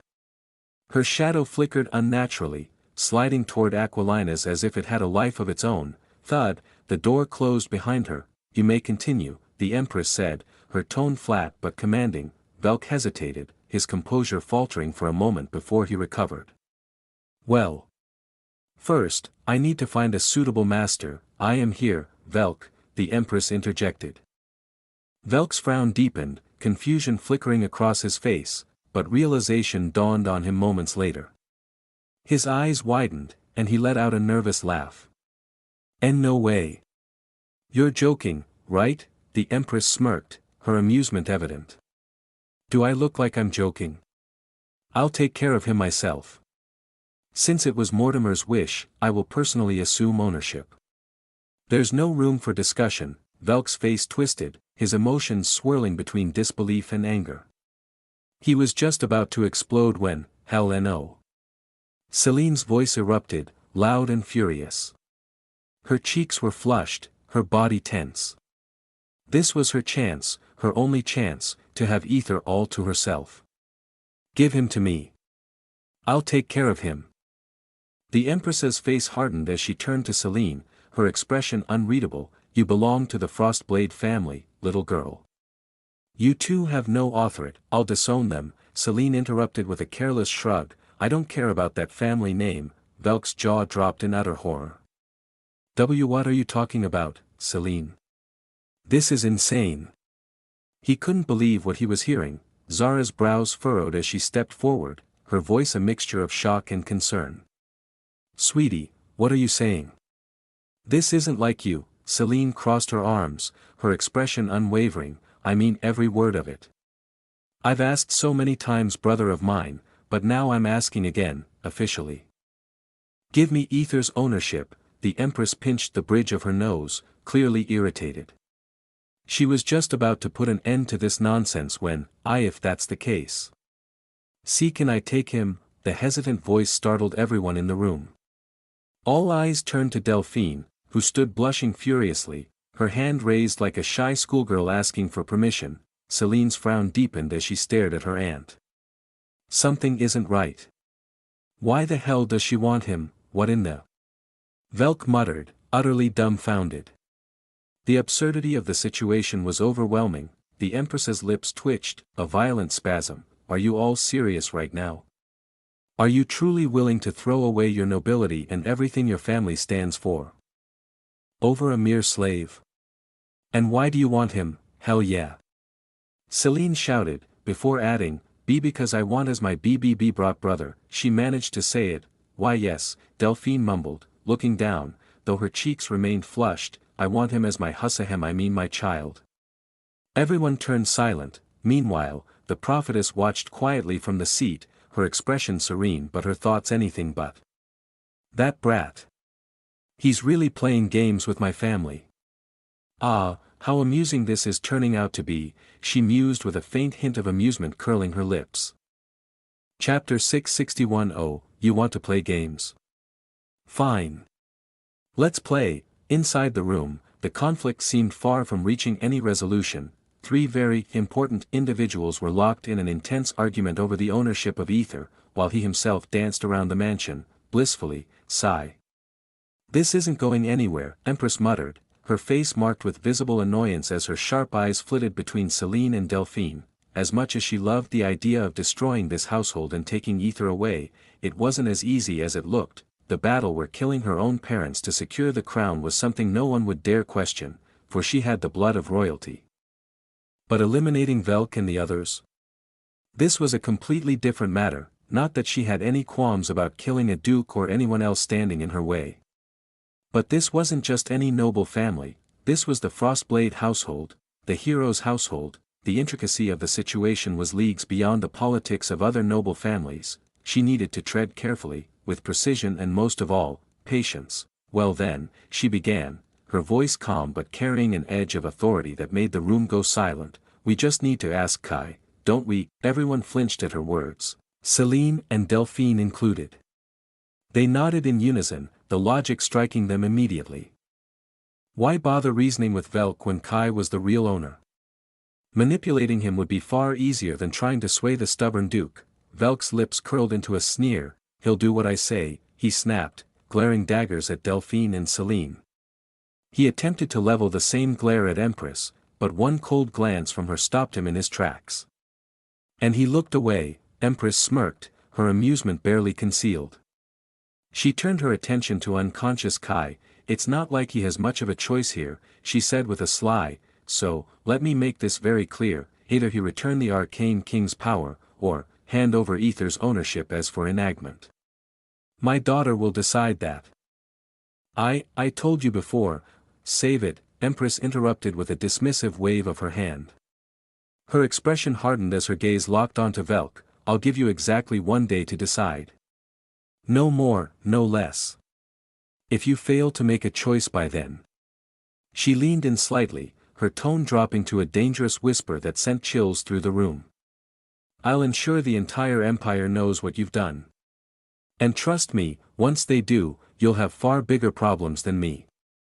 They'll come for me, yes, but I might just have to use that as an excuse to bring the heroic household that Mortimer so proudly built crashing down. Foo, with those ominous words, she flicked her hand and vanished. The remaining group stood frozen. The Empress wasn't bluffing, she was determined to take Aether, no matter the cost. Delphine and Celine clenched their fists, anger simmering beneath their composed exteriors as they turned their glares onto Velk. Velk, on the other hand, scoffed and crossed his arms. What? He barked defensively. I should be the one glaring at you. You're the ones willing to throw away your duke name for the sake of a mere slave. Zara's lips twitched in irritation. If he's just a mere slave, then why don't you simply give him up, she asked, her tone laced with sarcasm. Velk gritted his teeth, his frustration boiling over. There was no way he could hand Aether over to anyone. He had sacrificed too much, and endured too many losses, to secure Aether under a slave contract. And now, someone wanted to snatch him away so easily. Fuck no. Fine, he spat, Kai will decide what he wants. Just then, a soft but raspy voice came, "If the important topic is finished, shall we have a talk?" the prophetess asked with hoarse tone. All eyes turned to her. Leon, sensing the shift in focus and wanting no part in the impending family drama, quietly scooped up the unconscious Kai and slipped out of the room. After a moment, "So, you're our mother?" Delphine asked hesitantly, her voice barely above a whisper. Velk's expression turned serious. Despite their frequent clashes, he and Delphine weren't so different. They were only a year apart in age and grown without mother, and their father had always claimed that their mother died during Delphine's birth. They had never given much thought to their mother, but now, Indeed, the prophetess said softly, her tone tinged with faint happiness despite its hoarseness. "I am the one who gave birth to both of you." Then why did father say? Before Velk could finish, the prophetess cut him off, "Because, your father didn't want you to live with a sick, old lady like me, sick." Delphine repeated, frowning in confusion. The prophetess nodded weakly. With trembling hands, she pushed aside a thick white layer of clothing, revealing her wrist. The sight made everyone gasp. Her skin was patchy and brownish, with dark pus oozing from the wounds. The flesh clung to her bones so tightly that the wrist bone itself was clearly visible. Delphine, Velk, and everyone else stood in stunned silence. What is that?" Delphine finally managed to ask, her voice shaking. The prophetess ignored the question, her voice cracking as she spoke. I couldn't stop him when he took you away, because I knew. I feared that you might catch the sickness. So, please forgive me, my children." Delphine and Velk exchanged uncertain glances, their emotions in turmoil. They had just lost their father, and now, out of nowhere, their mother had reappeared. The revelation was almost too much to process. Zara frowned, her sharp mind picking up on an inconsistency. "But didn't the old man mention in his final letter that he was going to reunite with his wife? Even though you're still here?" Suddenly, everyone frowned at the prophetess. Cough. The prophetess let out a weak laugh, her voice raspy and frail as she thought, "Oh dear, that child really made things complicated for me." Then, she spoke, her tone trembling slightly. To be honest, I promised him I'd never meet any of you. Perhaps he wrote that letter thinking I would never break that promise." Her words seemed plausible, even logical, yet a sense of unease lingered in the room. There was something off. Was this a scam? The thought crossed everyone's mind. Could she be someone trying to exploit their recent loss, using it to manipulate them for her own gain? But then again, this was the prophetess, a figure revered even more than the empress. Why would someone with such respect and authority resort to deception? What could she possibly gain by lying? Questions swirled in their minds, doubt creeping in, and the prophetess knew it too. Offering a gentle smile, she tapped her stick against the floor, pointing towards the desk. "If you still doubt my words," she said softly, "why not check your father's desk? I am certain he kept at least one thing that mentions me." Velk's frown deepened. He hesitated for a moment before nodding. Meanwhile, elsewhere in the mansion, "Come on, dance with me, Empress," Aether called out cheerfully, his hands firmly gripping her hips as he swayed to a rhythm only he seemed to hear. The Empress, however, stood rigid as a statue, her expression betraying absolute disbelief. Her narrowed eyes screamed, "What in the hell is this idiot enjoying? You do realize," she said in an icy tone, "that your life is hanging by a thread right now, don't you?" Aether nodded with a carefree smile. "Of course. I do. But there's no point in worrying over things I can't control. I've done my best, and now it's time to enjoy life. Whatever happens, happens. At least I can say I gave it my all," he replied, his movements undeterred as he tried to coax her into dancing. Finally, she relented, moving stiffly with him. "The letter, you did?" she asked, cutting to the point. "Discover hidden stories at my virtual library empire." Aether winked at her, his grin mischievous. The Empress raised an eyebrow before shaking her head, a faint sigh escaping her lips. "You really are dangerous," she murmured. Without warning, Aether pulled her closer, his grin widening as he whispered, "I'm far more dangerous than you think." "My lady." 3000 AP, a faint blush dusted the Empress's cheeks, but her voice remained composed. My daughter is watching us, she mumbled. Let her watch, Aether replied smoothly, his lips curving into a wicked smile. Let her see who I truly belong to. 3000 AP, the Empress arched an eyebrow, clearly amused yet mildly surprised. And here I thought you were head over heels for my daughter. Are you planning to cheat on her, my son-in-law? Aether's lips twitched. He could tell she was enjoying this, but the smug way she phrased it was really starting to piss him off. Oh, you want to play games? Fine. Let's play, he thought, a mischievous glint lighting up his eyes. With exaggerated enthusiasm, he began, of course, I love Aquilina, her enchanting eyes, those long, fluttering lashes, her sexy hips. The way she smiles at me, the way she gets all shy around me, oh, she's like a shy angel by day but a total demon in the bee. Before he could finish, an oppressive wave of murderous intent crashed over him, silencing him mid-sentence. Too much? Aether wondered as he quickly shifted gears. So, where is she now? He asked, attempting to steer the conversation in a safer direction. The Empress's tone was cold as ice. She's attending a meeting with the sovereign, I see. Aether nodded, observing her stern expression. Inwardly, he sighed. This woman. Shaking his head, he asked cautiously, Are you angry? Why would I be? She replied, her voice calm but laced with menace. Aether stared at her blankly, his expression deadpan. Yep, she's definitely pissed off, he thought, inwardly bracing himself.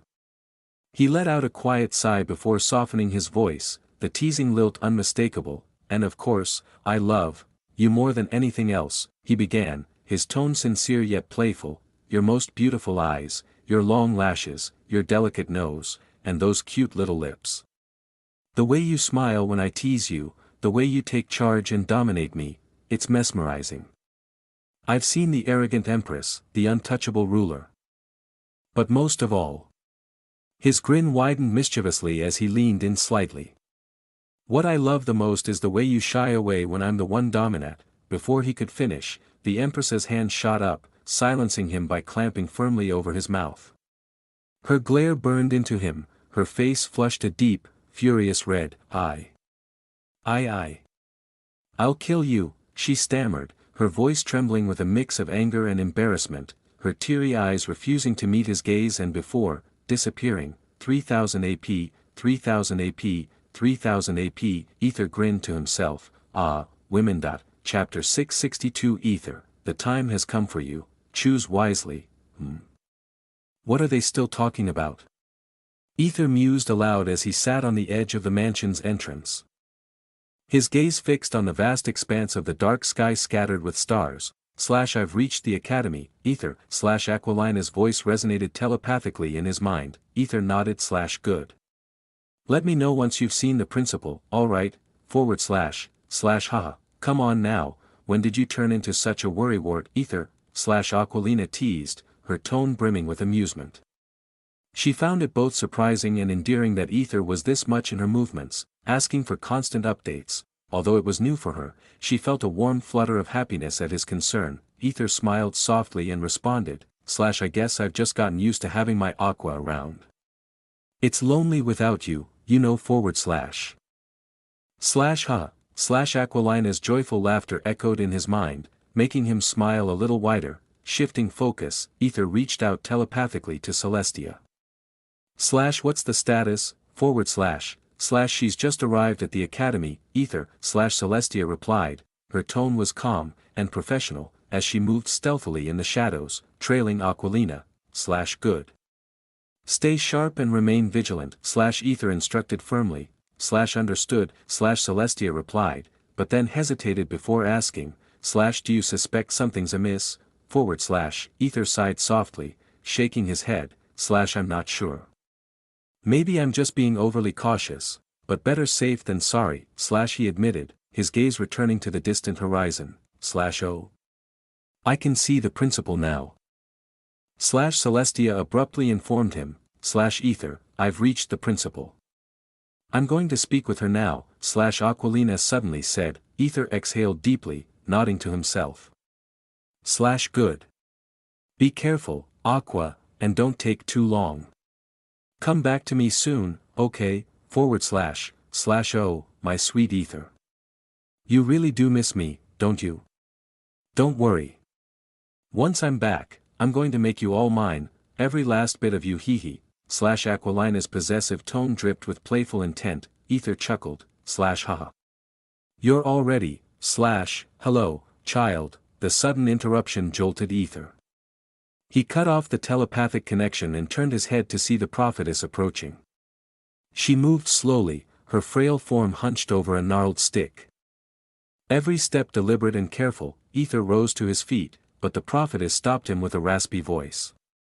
There is no need for such formalities, why young man, ahaha, come on now, look at her. She looks like she's barely holding herself together, and yet you expect me to seduce her. Aether groaned inwardly, torn between amusement and disbelief. The old woman's trembling form finally reached him, and with visible effort, she eased herself down onto the step beside him. Aether attempted to glimpse her face, but it was shrouded entirely in layers of fabric. Maybe she's hiding a stunning beauty under there. Could she be one of those mysterious, ageless women who don't want the world to see their allure? He wondered. His curiosity piqued. It's possible, right? He asked inwardly, smirking face. Aether's lips twitched in response to the weird reaction. What is life, young man? The prophetess suddenly asked, her voice breaking the stillness of the night. Aether blinked, caught off guard. Philosophy, huh? I think I will win, he mused before taking a moment to gaze up at the star-strewn sky. I'm not sure what others think, but to me, life is simply about living it. The prophetess hummed thoughtfully, her tone contemplative. Not quite the answer I was expecting. Aether frowned slightly. What kind of answer were you expecting, prophetess? She ignored his question entirely, and asked instead, tell me, young man, is life truly beautiful? Aether smiled faintly and nodded, yes, it is. Living is beautiful. Every day, there's something new to see, something to experience, even when it hurts. She pressed. Aether chuckled softly, his gaze steady on the horizon. That's the essence of living, isn't it? Life is made up of both joy and sorrow. Without pain, how would we ever truly appreciate happiness?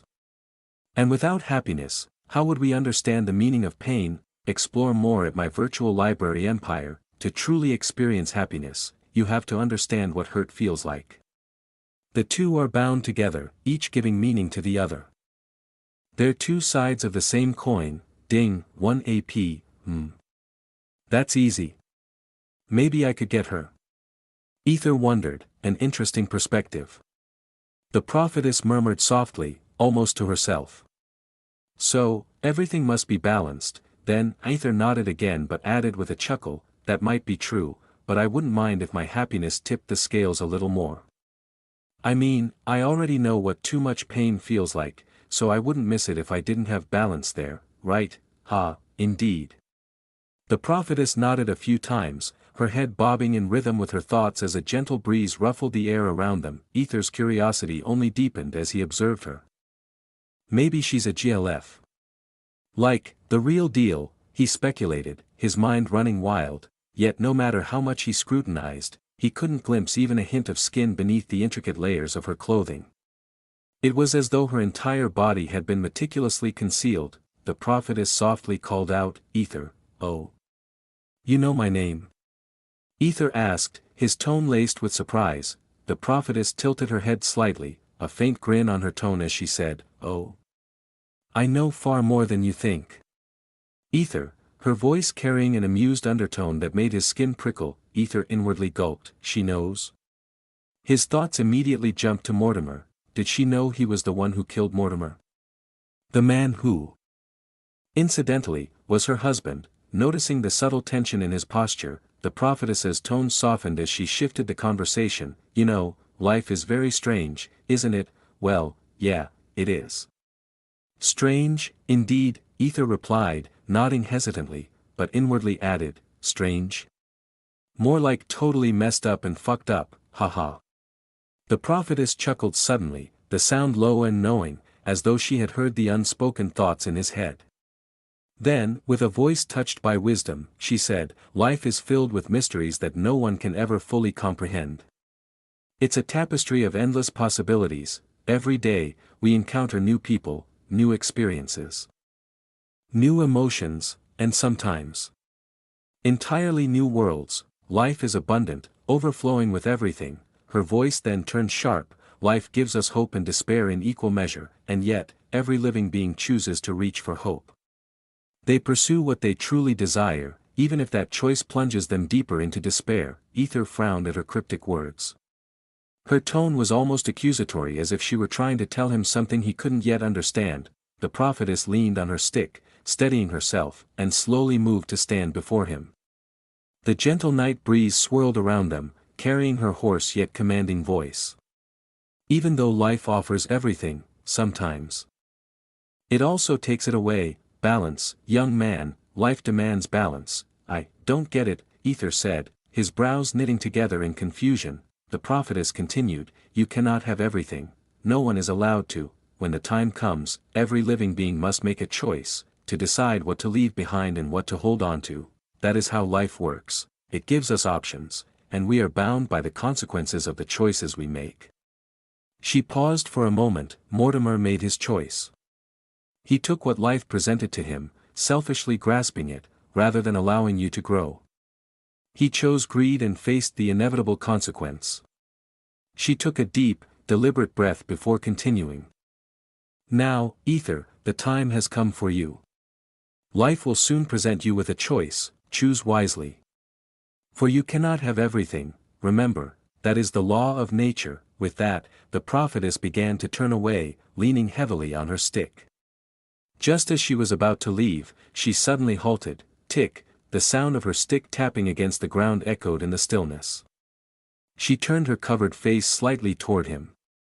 "Since you've piqued my interest, and since you ended Mortimer's path, consider this my gift," she declared. Raising her stick, she tapped it lightly against Aether's forehead. Tick, Aether's vision blurred momentarily, his mind going numb. Ding. Warning, temporary checkpoint created. As clarity returned, Aether frowned deeply, his gaze snapping back to the prophetess. "What did you mean by that?" he called out.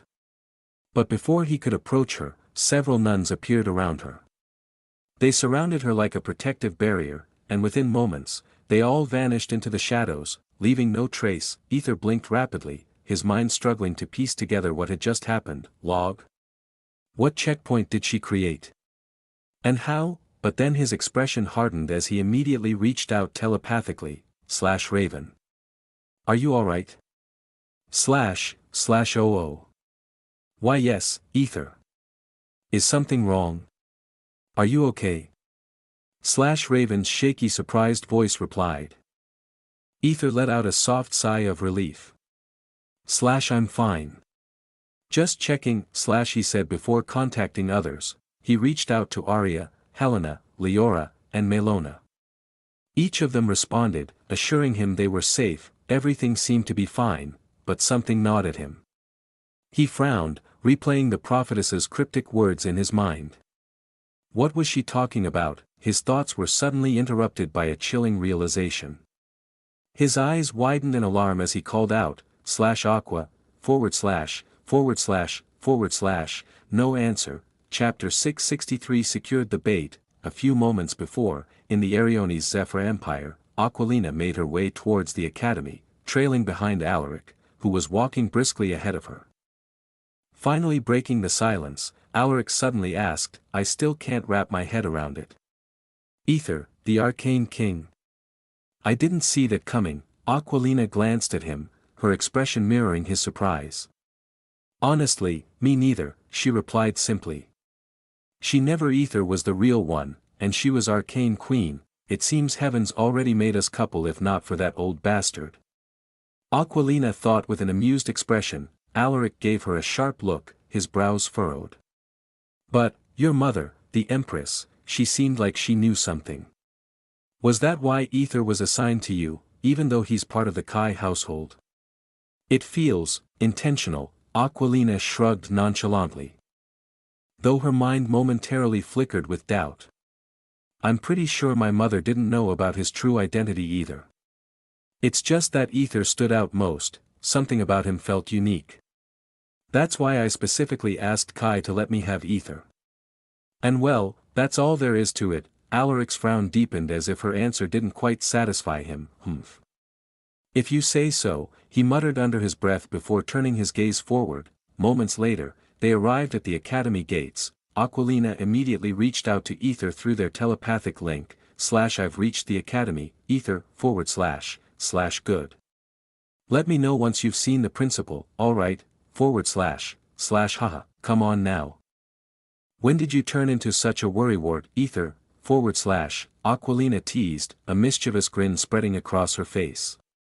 She couldn't help but find his overprotectiveness amusing. Foo, I swear, he's so fun to mess with, she thought, an amused glint in her eyes. For the first time in what felt like forever, Aquilina felt cherished. Truly cherished, her cheeks warmed as she thought, he's so adorable. I want to keep teasing him forever. Alaric interrupted her thoughts, gesturing to a bench near the principal's office. Wait here. I'll let you know when you can go in, he instructed, his tone curt but respectful. Aquilina nodded, sitting down and absently twirling a lock of her hair around her finger. Her amusement deepened as she heard Aether's next words through the link, I guess I've just gotten used to having my Aqua around. It's lonely without you, you know / her laughter bubbled out before she could stop it. Ha ha ha. She chuckled, earning a raised brow from a passing student. But Aquilina didn't care. She could practically see Aether's face in her mind, a lonely, abandoned puppy pouting for attention. Oh, I need to pamper him more when I get back, she thought with a playful smirk. At that moment, Alaric reappeared, pushing the office door open. The principal's ready to see you. Go on in, he said before walking off to give her privacy. Aether, I've reached the principal. I'm going to speak with her now, she informed him telepathically as she stood and entered the office. Good. Be careful, Aqua, and don't take too long. Come back to me soon, okay, / oh, my sweet Aether. You really do miss me, don't you? Don't worry. Once I'm back, I'm going to make you all mine, every last bit of you / a possessive glint flashed in Aquilina's eyes as she thought about him. She was determined. Once she had him, no one, not even her mother, would be able to take him away. Though she'd have to deal with those two irritating bitches, Arai and Helena, she felt confident in her ability to handle them, haha. You're all ready, suddenly, the connection faltered. And Aquilina frowned slightly. Must have gotten busy, she thought before shaking it off. The principal's office was imposing, with its grand desk and shelves brimming with books. Behind the desk sat the principal herself, her face barely concealing annoyance. Aquilina swallowed nervously, her guilt creeping up as she stepped forward. Without a word, the principal motioned for her to sit. Aquilina complied quickly, folding her hands in her lap like a scolded child. The principal didn't speak immediately. Instead, she pushed a stack of papers across the desk toward Aquilina, heart pounding. Aquilina picked up the papers and froze, blank. Completely blank, they were her exam answer sheets, devoid of a single word. Yep, she hadn't written anything during the test. How could she, with the flood of memories from her past life overwhelming her? She had barely been able to breathe, let alone focus on academics. She wanted to leave the academy, so she gave the empty papers. Who, in their right mind, would calmly sit and write an exam in that state? Absolutely no one. And now, it had come back to haunt her. The principal let out a long, weary sigh, her brows knitting together. Miss Aquilina, I never expected this from you of all people. Are you even taking your life seriously? Being one of the chosen ones doesn't excuse you from your responsibilities. Learning and knowledge are fundamental. No matter who you are. Aquilina scratched the back of her head awkwardly, unable to meet the principal's gaze. She didn't have an excuse, and she knew it. The principal sighed again, this time with even more exasperation. Among all the students, yours was the only completely blank exam paper. Do you realize how difficult it's going to be for me to explain this to your mother? She's going to be deeply disappointed. Aquilina bit her lip, an awkward expression crossing her face. I didn't mean to. It's just that, the principal raised a brow, her voice sharp. Just what? Taking a deep breath to steady herself, Aquilina admitted, I had a few personal problems. That's why. The principal's gaze turned cold, her blank stare making Aquilina's excuse feel utterly inadequate. That's not how a future empress is supposed to handle things, Aquilina. Even if the world is falling apart around you, you must fulfill the roles and duties assigned to you. No excuses. Aquilina's face flushed deeper with embarrassment. Arf. I shouldn't have left the papers blank, she screamed inwardly, biting back a groan of frustration. But there was no point in regretting it now, the damage was done. Just as she was about to respond, her eyes caught something unusual, a thin, black line flickering into existence behind the principal. What is that? Aquilina frowned. Her gaze narrowing as she focused on the strange phenomenon. The principal frowned as well, glancing to her right, but saw nothing. What are you talking about? Aquilina's eyes widened as the thin black line suddenly zipped to the principal's left side. It moved. There. By your left side, she exclaimed, pointing with urgency. The principal turned her head sharply to the left, her own frown deepening. Still, there was nothing. It's moving. Enough, the principal snapped, her palms slamming down on the desk. The sound echoed in the room, making Aquilina flinch. The principal said with a stern voice, you are not leaving this academy until you've properly completed your exam. Young lady. Is that understood? Oh okay, Aquilina mumbled, though her tone betrayed her annoyance. Her gaze, however, was still locked on the flickering black line. It looks almost like a tail, she wondered, tilting her head slightly as she tried to get a better look. The principal, oblivious to Aquilina's musings, motioned to the side. For the time being, you'll stay in that room over there and finish the exam. Aquilina turned to follow the principal's gesture, her brows furrowing in confusion when she noticed a door. She frowned. She had been to the office countless times, mostly to clean up the messes Aether left behind whenever he pulled some ridiculous stunt that somehow landed her in the principal's crosshairs. And yet, not once in all those visits had she ever seen a door inside this office before. Wait. A door? I've been here plenty of times, and I've never seen that door before, she said with a frown. The principal's frown deepened. Oh. Are you the principal now, Miss Know-it-all? Aquilina coughed awkwardly, feeling the heat of embarrassment creep up her neck. The principal snorted in disdain and rose from her seat, walking briskly toward the door. Aquilina's gaze drifted downward, landing on the principal's butt. There was nothing unusual, at least at first. Maybe I imagined it, she thought, though doubt lingered in her mind. But just as the thought formed, something flickered again. Like the swish of a thin, dark tail, suddenly, /aqua, /Aquilina, Aether's urgent voice jolted her out of her thoughts. She blinked rapidly, rubbing her eyes as her gaze darted toward the principal's back. There was nothing there. Whatever she thought she had seen before was gone. Aquilina. Are you there? Aether's telepathic scream echoed in her mind, snapping her fully back to reality. She shook her head, clearing her thoughts, and replied, I'm here. What's up? Already missing me? Sigh. Well, yes, I am, Aether admitted, his tone softening. But are you alright? Is something wrong over there? Aquilina's shoulders tensed. There was no way she could tell him about her blank exam papers or that she was being forced to retake the entire test. Though she loved Aether and wasn't afraid to show vulnerability, this particular humiliation was too much to bear. Nothing, Aether. It's just, her gaze flicked to the mountain of question papers on the principal's desk, and she gulped. I think it'll take some time before I can come back, or even contact you, for that matter, her tone must have given her frustration away because Aether chuckled lightly. Why? What happened? Aquilina flinched. She couldn't let him find out the truth. The idea of him knowing about her failure made her stomach churn. Forcing a chuckle, she replied awkwardly, I'm, helping the principal with something important, oh. I see, he said. Though his voice held a hint of curiosity, come on, the principal barked, snapping Aquilina's attention back to the room, okay, Aether. I'll contact you.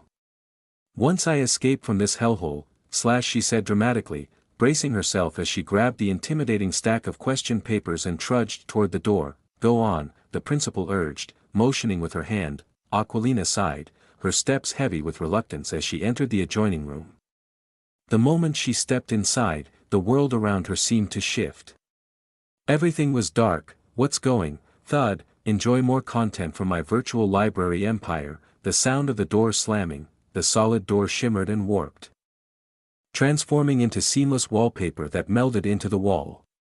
The edges sizzled faintly, burning away as if the door had never existed. A slow, wicked grin spread across the principal's face.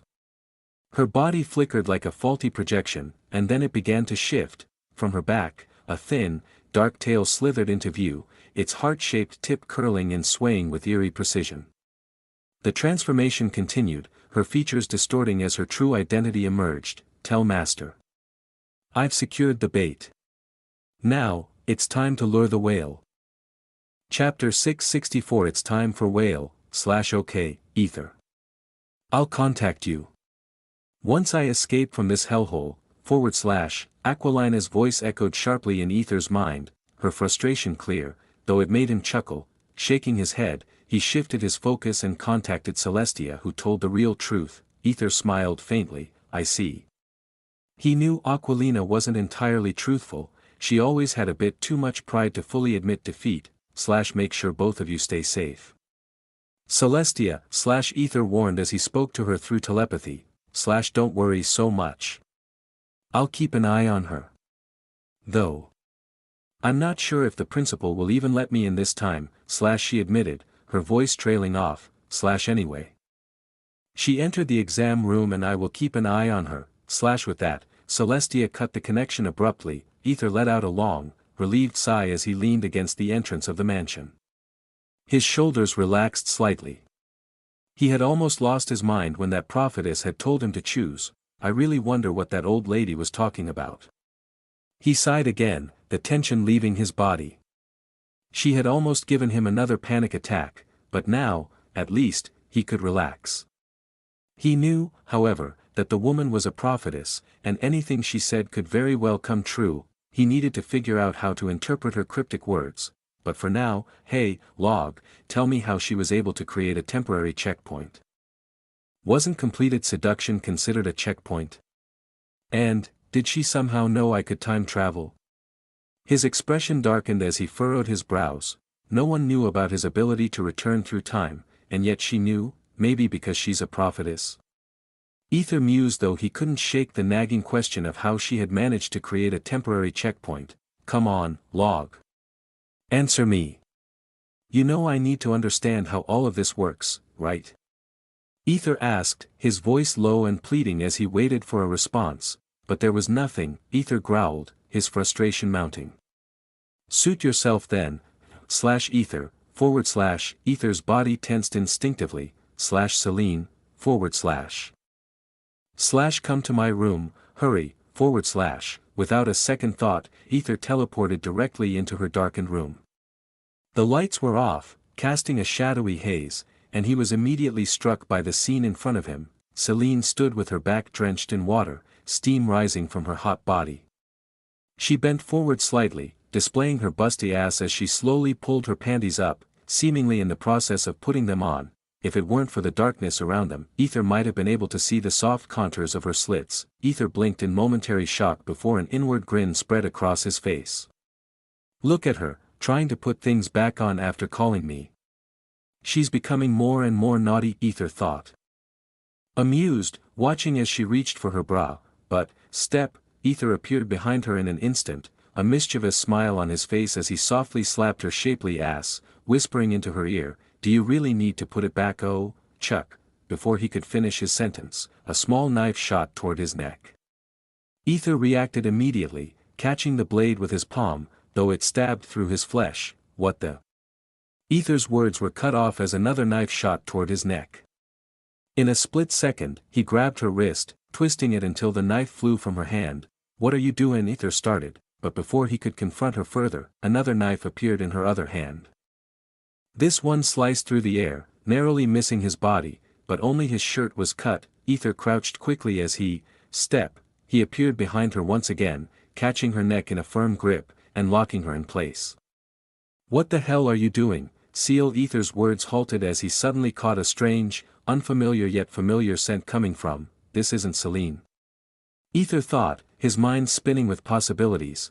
Then, a voice, smooth and dangerous, echoed, "You have some nerve coming into my house and trying to kill me." Aether froze, his grip loosening slightly as he processed the sound. He felt familiar too. That was enough of a momentary distraction for the person now in his grasp to act swiftly.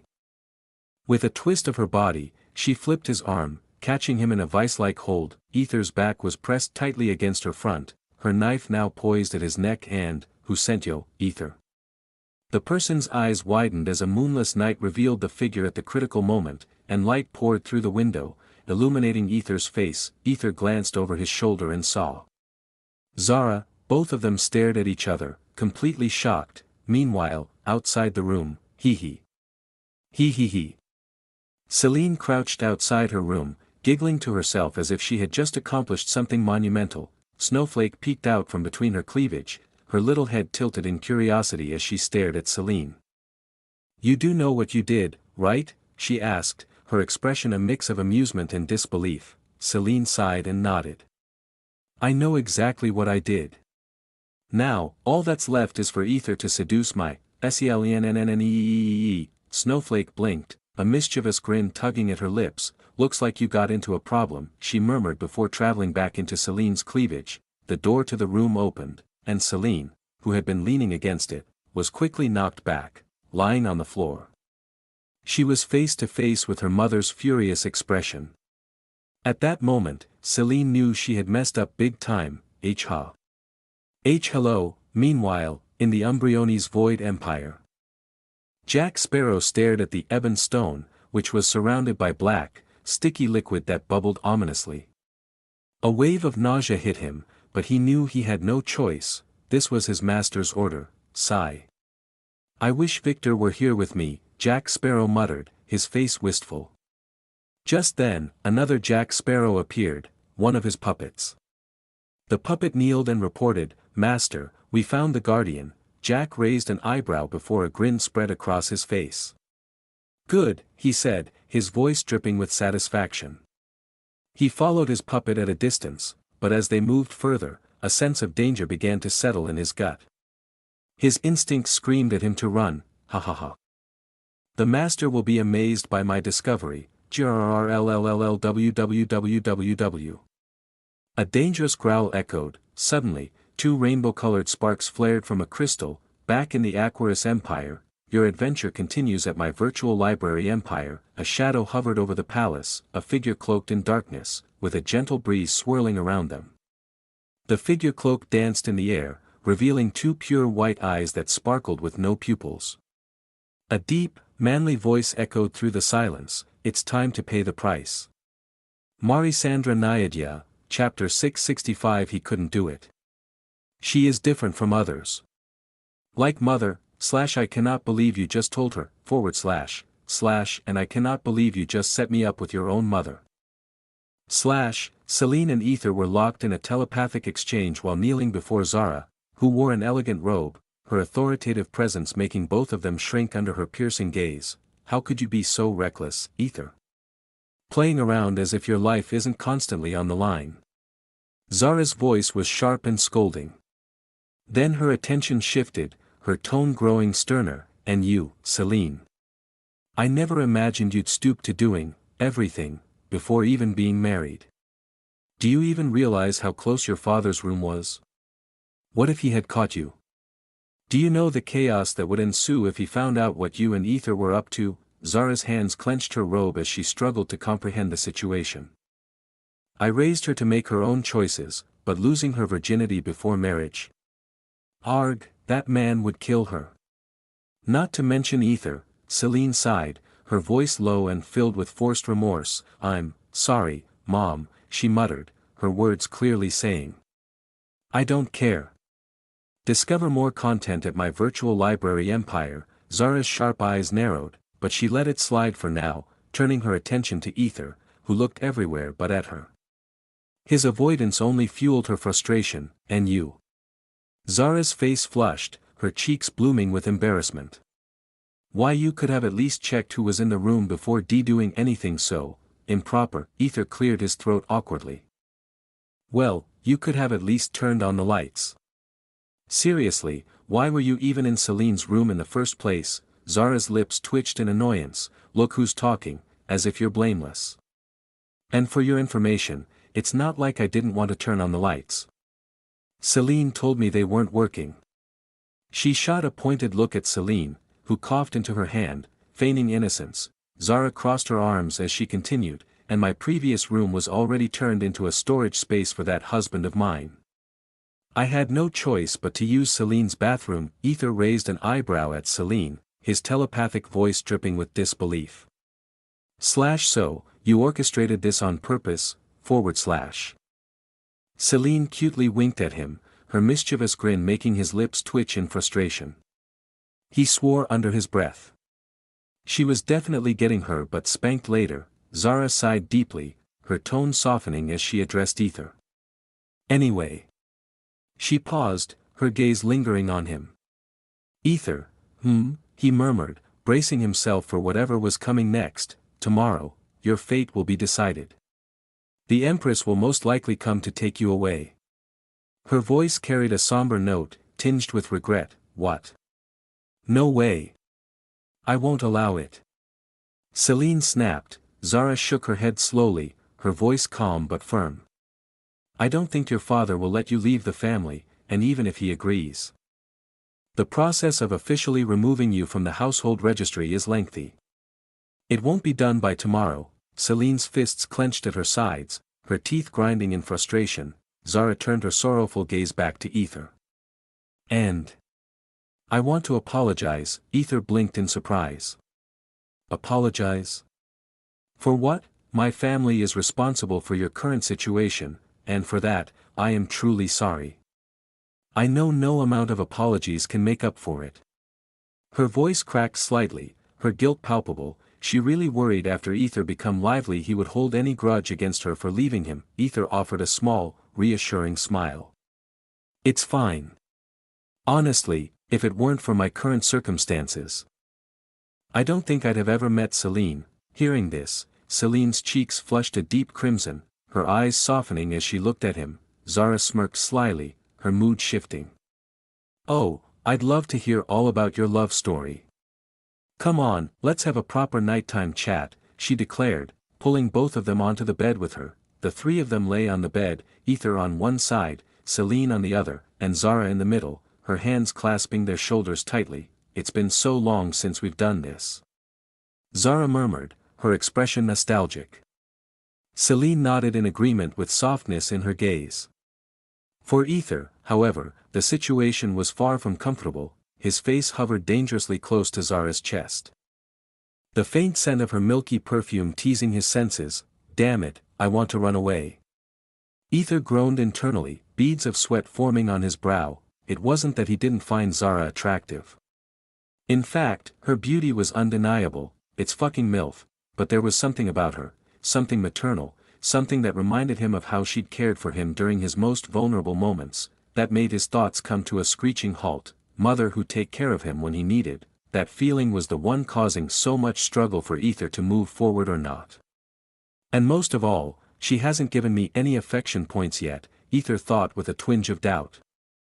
Zara genuinely seemed to care for him, but for some reason, no points ever received. It was as if something about her was off, log, he called inwardly, but the system remained silent as always. Meanwhile, Celine was recounting their love story with vivid detail. Her face turned pink as she described their first meeting, shifting to red as she talked about their most intimate moments.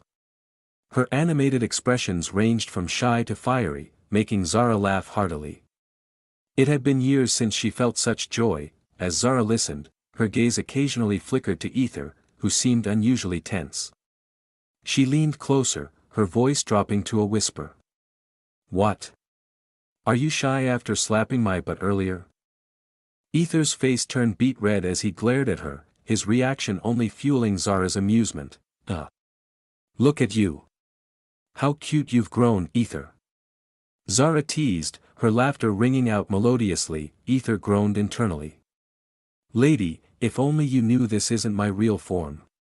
He was dangerously close to dispelling the illusion that concealed his true self. Aether knew one undeniable truth: Zara saw him as nothing more than her son. That realization made everything infinitely harder. Even if he wanted to seduce her, he wasn't sure how to go about it.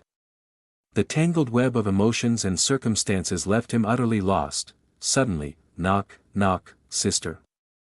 "I'll be on the balcony." Delphine's voice echoed from the hallway, sending a chill down Aether's spine. His face turned pale.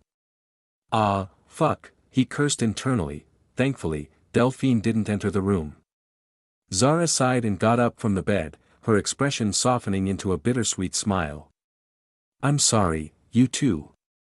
I really need to talk with your aunt."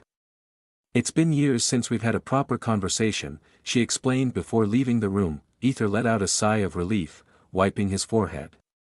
"Thank goodness, but then, did you fuck her?" Celine asked, her tone cold and dead serious. Aether froze, turning to look at her.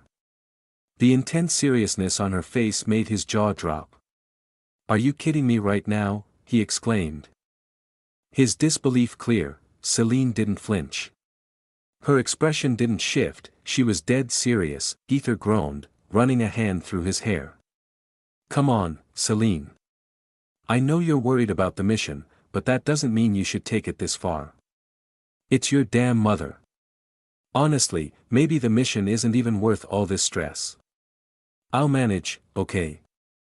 Nothing is going to happen to, but you will." Celine's voice cracked as she interrupted him. Her eyes glistened with tears, her emotions boiling over. "You'll be in danger. You'll die if you don't complete the mission. Didn't you say that yourself? You almost died last time." Her voice broke, and her lips trembled as she added. I would rather let you seduce my mother than stand by and watch you suffer alone again." Aether couldn't quite grasp the depth of what Celine was feeling. Only she truly understood how painstakingly she had orchestrated the situation between him and her mother. As much as it tore her apart to push things this far, she knew she couldn't stop now. She remembered all too vividly the fragile line Helena had walked between life and death. She had seen the devastation, so many lives lost in the academy, and he saw how much Aether suffered to seduce Helena. He wasn't doing it for fun, he was doing it for both him and others. He was not playboy. He just wanted to live. Celine knew the pain of loss, and she knew the unbearable fear of standing on the brink of losing someone you love. If she stopped Aether from seducing her mother, she risked not just her mother's life but his as well. It wasn't a choice anyone else could understand, not even Aether. The pain, the fear, the torment of imagining a world without her mother or him. It was unbearable. She clenched her fists, her chest heaving with suppressed emotion. To her, losing one of them would shatter her heart in ways she couldn't recover from. Celine made her choice. She would rather let Aether have her mother than lose either of her most beloved people. Aether stared at her, his lips parting to speak but no words came. Her teary, desperate gaze was like a knife to his chest. After a moment, he sighed heavily, nodding. "Fine. Just, let me think about it, okay?" he murmured, leaning back against the bed. Celine's tense face softened into a small, relieved smile. She climbed onto his lap, straddling him, her posture assertive. "I'll do anything for you," she said, her voice unwavering, her dark eyes burning with possessiveness that made his pulse quicken. Aether swallowed hard, staring into her eyes. They were darker than the depths of a black hole, pulling him in. Shit. I got turned on, he thought helplessly as he felt his shaft harden under his pants. Meanwhile, somewhere far away. "Calm down, princess," Celestia shouted, her voice echoing in the stark, white room. Aquilina was pacing furiously, her delicate thin sword in hand as she attempted to strike the unyielding walls. "Calm down. Do you even realize what's going on? We were kidnapped. That wasn't the principal, it was a fake. Damn it, I should have known when I saw that tail. Curse my stupidity." Her anger flared as she swung her sword again, the sharp blade glinting, but the walls remained untouched. She clenched her fists, glaring at the pristine whiteness that surrounded them. "I can't even contact Aether. The space is blocking everything. What the hell is this place?" Celestia frowned as she tried to make sense of the situation. Someone had infiltrated the academy, no, worse, the principal's office itself, and fooled everyone, including her. How did I not sense it? Who could pull this off? And why kidnap the princess of all people? She tried reaching out to Aether as well, but something blocking their connection. Her teeth clenched as frustration mounted. So this is why Aether warned me to stay vigilant. Damn it, Aquilina sat on the edge of the bed, biting her nails nervously. Her anger simmered, but fear was starting to creep in. Are they after ransom? Is this about my mother's wealth? Or something worse, she whispered. Elsewhere, in a garden that Victor's so familiar with, the garden was lush and serene, filled with vibrant flowers and towering trees. In its center was a large rectangular table surrounded by 6 ornate chairs. 2 figures sat opposite each other. One was a breathtakingly beautiful woman with flowing purple hair, her expression calm yet commanding. The other was a mysterious cloaked figure, their face obscured. "Welcome back, Marisandra Naiadia," the cloaked figure said, their tone laced with dark amusement. Marisandra's violet eyes narrowed. Her voice was cold, devoid of emotion. "It's been a while, Master." Chapter 666. Nothing much. Just a single wish, Marisandra Naiadia's POV. Mom?" I called out, my voice trembling as it broke mid-sentence. My breaths coming in uneven gasps. Just moments ago, my own mother had tried to kill me. Why? But only the silence around me was suffocating now. The only sound was the soft swish of the curtains swaying with the wind, echoing eerily in the room. I had never seen the outside world, but this silence. This crushing stillness. It was unbearable. "Something wrong, Mom?" I shouted again, louder this time, my voice cracking with desperation. My mind swirled with confusion. Why would my mother do this? I had known her for years. She was kind, gentle, she wasn't capable of something so cruel. No, I thought, my heart racing. That wasn't my mother. Someone else tried to kill me. My mind reeled with the realization. And I screamed her name once more. There was no answer. The silence clawed at me as dread wrapped itself tightly around my chest. I tried to move away from the bed, my limbs trembling, but just as I placed a foot on the cold floor, Empress Aquilina killed herself. "Call the healers," a voice rang out, loud and frantic, reverberating through the palace halls. Thud, my legs gave out beneath me, and I collapsed onto the floor. What? I stammered, my lips quivering as tears welled up, spilling down my cheeks. I lay there, curled in the suffocating darkness. I was used to darkness, I had lived in it my whole life. But this was different. This darkness felt alive. As if it were swallowing me whole, pulling me into an abyss I couldn't escape. That's all I remember from that night. The next thing I knew, my mother's body was encased in ice and set adrift in the ocean with no respect that was supposed to happen for the Empress. There was no mourning. Not a single tear was shed, not from the palace servants, not from the nobles, not even from my so-called father. I don't understand. Why didn't anyone cry? Why didn't he cry? My mother had always told me her family was strong and unshakable. But those words shattered into lies the moment I overheard the servants whispering, careless and indifferent, as though I didn't exist. That poor girl. Her mother took her own life. How pitiful. Tsk. Can you blame her, though? After such humiliation. Especially with the new empress around. She's as cunning as a viper, I wouldn't be surprised if the daughter meets the same end as her mother. It's only a matter of time, their words stabbed at my heart, each one sharper than the last. Slowly, piece by piece, I started to understand the truth, and my mother was humiliated and hurt. I whispered to myself, my voice trembling with shock and disbelief. The realization hit me like a wave after wave, and I sought out my father, demanding answers. But when I confronted him, he said, his voice cold and disdain. "What else should I do? She killed herself." Like a coward, he spat, his eyes narrowing with contempt. "If she wanted, I would have killed her myself." How pitiful, another voice chimed in, this one laced with cruelty and mockery. It was her, my father's second wife. Now crowned as empress, she laughed, her tone dripping with malice without hiding it. "What a pitiful little child. Do you feel lonely, all alone in this big, dark world?" she sneered, her words cutting into me like shards of glass. My fists clenched tightly at my sides, nails digging into my palms as I tried to suppress the storm of emotions rising within me. Oh. Look at her. Clenching her fists like she's going to do something. She taunted, her laughter echoing cruelly. "Well, I don't mind giving you the same treatment as your pathetic mother." Her tone turned dangerously low, her words laced with venom. My body flinched instinctively, and my fists unclenched as fear took hold of me. "Good girl," she cooed mockingly, her voice dripping with false sweetness. "Anyway, since your cowardly mother decided to end her miserable life, my husband, the great emperor, has decided to be merciful and let you live here for the rest of your days." Her words were like poison, each one more nauseating than the last.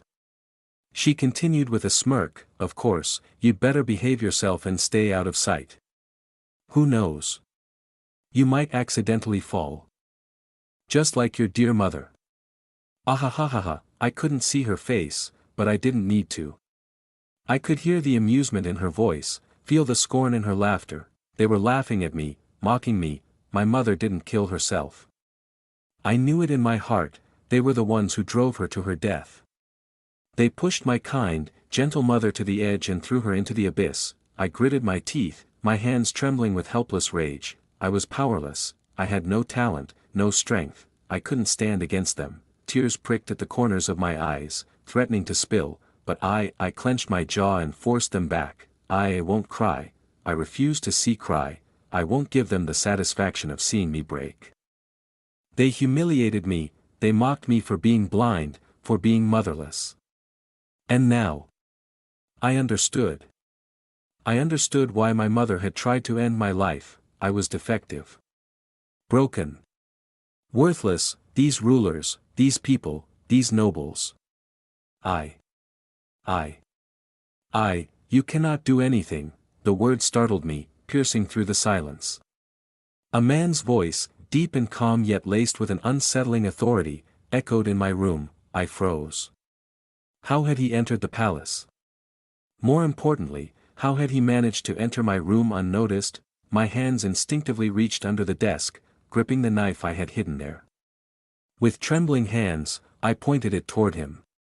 Well, tried to point it at the voice. "Oh. How sweet," he murmured, his tone amused yet patronizing, as though he was speaking to a child throwing a tantrum. "Anyway, little girl, I understand your pain, your hatred. That's precisely why I've come here, to help you, help me." I snapped, tightening my grip on the knife. "Who are you?" My voice quivered, though I tried to sound firm. "Read new chapters at my virtual library empire, everyone calls me Master." "So, you may call me that too," he said with a faint chuckle. "And yes, I've come to help you, little girl." I frowned deeply. Of course I didn't trust much less accepting help from a stranger, and yet, "There is a way to bring your mother back," he said softly. His voice almost a whisper, those words. They shattered my defenses. I, who had been drowning in despair, who had abandoned all hope, felt something stir within me, an ember of possibility, of longing. However, what do you want in return?" I asked cautiously, my voice trembling. I had learned the hard way that nothing came without a price. The people here taught me very well, the man chuckled, a low, sinister sound, Even at such a young age, you're already so vigilant. Not bad. Not many adults possess that level of awareness. He paused, his tone turning almost playful. But fear not, little one. All I ask for is a single wish, present day. What do you want from the disciple who betrayed you? I asked, my voice sharp with barely concealed surprise.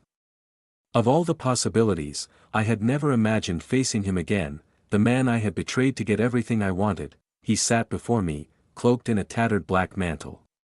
His face was barely visible, hidden beneath the shadows of his hood. Even after all these years, I had never seen his face. Can't I simply visit my disciple after such a long time? He asked, his tone casual, but I knew better. He wasn't the type to waste time on pleasantries or nostalgia. Visit me? Really? I scoffed. We both know you're not someone who makes casual visits, especially not to someone who betrayed you.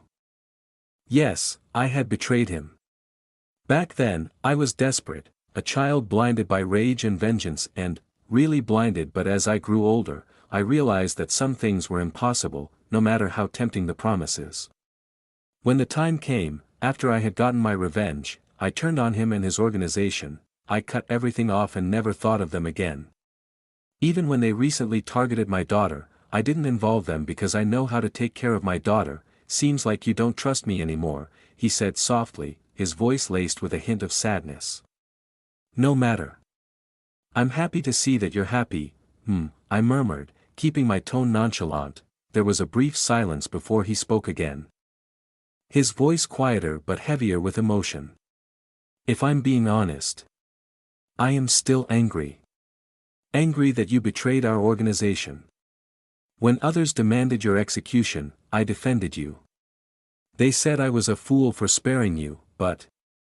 He paused, his tone faltering slightly. You were like a daughter to me. I personally groomed you, and raised you to be strong. That's not something I could easily throw away. His words, tinged with sorrow, might have moved someone else. But I only stared at him blankly, my face devoid of emotion. I knew there was more to this visit, and I wasn't interested in his attempts at sentimentality. He finally straightened his posture, as he realized I was not by him. His tone shifting back to its usual authority, your job is not finished yet, huh? I frowned, the words catching me off guard. What job are you talking about? He stared at me, his voice turning sharp. The mission you abandoned. It's time for you to finish what you started. I shook my head, frustration bubbling to the surface. I already left all of that behind. I have no intention of going back. I won't do it for why. My words froze in my throat as he slid something across the table. A palm-sized white cube. My eyes widened in shock as I saw what it contained. Inside the cube, shimmering like a haunting vision, were my daughter and Celestia trying to escape from inside. My breath hitched, my body trembling with rage. Before I could stop myself, my fist slammed onto the table, shattering it into splinters. But the man had already moved, hovering in the air just out of reach, the cube twirling mockingly in his hand. Give back my daughter. I screamed, my voice raw in fury. She has nothing to do with this. I lunged forward, but he disappeared, reappearing further away. Calm yourself, my dear disciple, he said, his tone as condescending as ever. He spun the cube effortlessly on his finger, a smirk playing on his lips. Who would have thought that your heartless sister is still alive? His gaze shifted to another figure inside the cube, a woman standing beside Aquilina. You've hidden so much, until now, he said, his voice laced with amusement. Grgh. I gritted my teeth, my rage boiling over. You know as well as I do that you cannot kill me, he said, his tone darkening. So, why don't we have a civil conversation? And if you try anything uncivilized again. He tightened his grip on the cube and, crack, my heart stopped. Oh okay. Okay. What do you want? I asked, barely managing to suppress the rage threatening to consume me. nothing much. Just a single wish.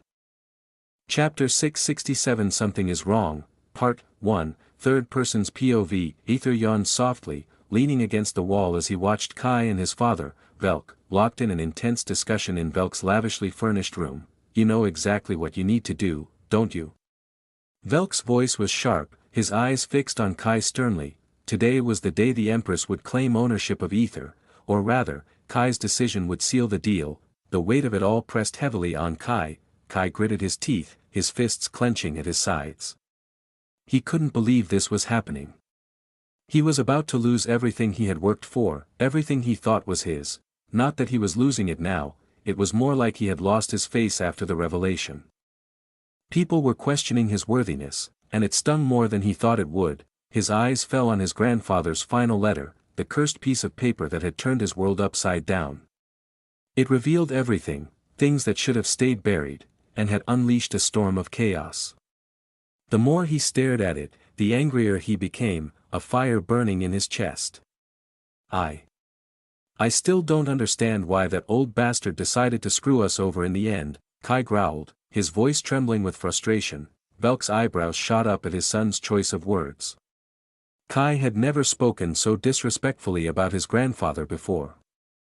But Velk, too, felt the weight of the betrayal. He understood his son's fury all too well. What had his father been thinking in those final moments? With a heavy sigh, Velk rubbed his temples, his expression a mixture of exhaustion and defeat. I can't make sense of it either, my son. Believe me, I've tried. But those were undeniably his handwriting and his thumbprint. That alone is enough for everyone to believe the letter, no matter what we say or do. Kai's jaw tightened as he fought the urge to crumple the letter in his hands. Aether, standing silently to the side, couldn't help but smirk inwardly at the scene unfolding before him. It hadn't been difficult to manipulate Mortimer into writing the letter. Once Mortimer's body had been weakened after a long, grueling battle, his mental fortitude had crumbled. Aether had simply used his crimson veil, and the manipulation had been effortless. Mortimer had been like clay in his hands. Kai's glare snapped to Aether, his frustration evident in his narrowed eyes. You, his voice was low, almost a growl. You want to be my slave, right? Aether lowered his head in a show of submission, his tone smooth as silk. Anything you desire, master. Your wish is my command. Kai's lips curled into a faint, bitter smile. He turned to his father and declared, Father, I refuse to let him go. Aether stays with me. Velk raised a hand, attempting to interject. Kai, you're being reckless. It's not as simple as you think. Disown me, Kai interrupted, his voice firm, cutting through Velk's protests like a blade. Velk froze, his eyes widening in disbelief. Disown you? Have you completely lost your mind? You rotten brat. Who else is supposed to take over the family after me? Celine, of course, Kai began, only to be cut off by his father's furious outburst. Celine. Are you insane? Why do you think my father chose me as the head of the house instead of my sister, even though she's stronger than I ever was? Velk's voice dripped with disdain and annoyance. He didn't have a choice. A man must lead the house, that's how every duke operates. If Celine were to take over, her husband would automatically assume control of the household. Do you understand what that means? Victor would take over. Kai's stomach churned at the mere thought. He didn't think that possibility. Shaking his head violently, he shouted, No way. Over my dead body. Anything but that fucking bastard. His teeth clenched so hard his jaw ached. Letting Victor take control would be a fate worse than death. Arg. If only Vesperine were here, she'd know how to handle this mess, Kai thought bitterly. She always had a knack for untangling impossible situations. Meanwhile, Vesperine was quite preoccupied, her focus elsewhere. She was busy seducing Kaelin, whose heart rate had frustratingly staying at 90%. No matter what she tried, she couldn't break past that barrier. Something was blocking his emotions, an impenetrable wall that left her seething with annoyance. Back to Kai, come to think of it, he muttered, his brow furrowing in thought, wasn't Victor the last person to visit the old man? His sharp gaze shifted to Alfred, who stood stoically beside Velk. Alfred nodded without hesitation. Yes, but I didn't notice anything unusual during his visit, Kai snorted, clearly unconvinced. Something about the situation still felt off, but he couldn't quite put his finger on it. He knew his grandfather had been cursed, which explained much, but not everything. A nagging sense of unease gnawed at him, urging him to look at things from a different angle. With a heavy sigh, Kai asked, his tone tinged with irritation, "Have you told Mother about Celine's marriage yet?" Velk shook his head. "Not yet. With Father's recent passing, it's not the right time to bring up something like marriage. We should wait a little longer." Kai exhaled in relief. "Thank goodness I don't have to deal with that headache just yet," he thought, grateful for the delay. "So, what's the plan, Father?" he asked, his voice calmer now. Velk's expression turned serious, his tone deliberate as he said, "I was waiting for you to ask." "Kai, I've been thinking, it's time we discuss your marriage." Kai's face twisted in disbelief. "My marriage? Are you kidding me? Aquilina wouldn't even consider it after learning I'm nothing but a fraud." "Stay tuned for updates on my virtual library empire." Velk shook his head and leaned closer to Kai. "Don't you see it? The Empress needs something from Aether. I've never seen her so frustrated and yet holding back so deliberately. Doesn't that strike you as suspicious?" Kai frowned, the gears in his mind turning. He mumbled to himself, "Yeah, now that you mention it, her determination about Aether was unusual." Velk's lips curled into a sly grin. "Exactly. That's why we're going to negotiate. You'll grant Aquilina ownership of Aether on the condition that you marry her." Kai's eyebrows shot up in surprise. While the proposal caught him off guard, he couldn't deny that it seemed like a reasonable plan. But then his thoughts wandered. And a flicker of hesitation crossed his face. What about Vesperine?" At the mention of her name, Velk's expression darkened, his mood souring instantly.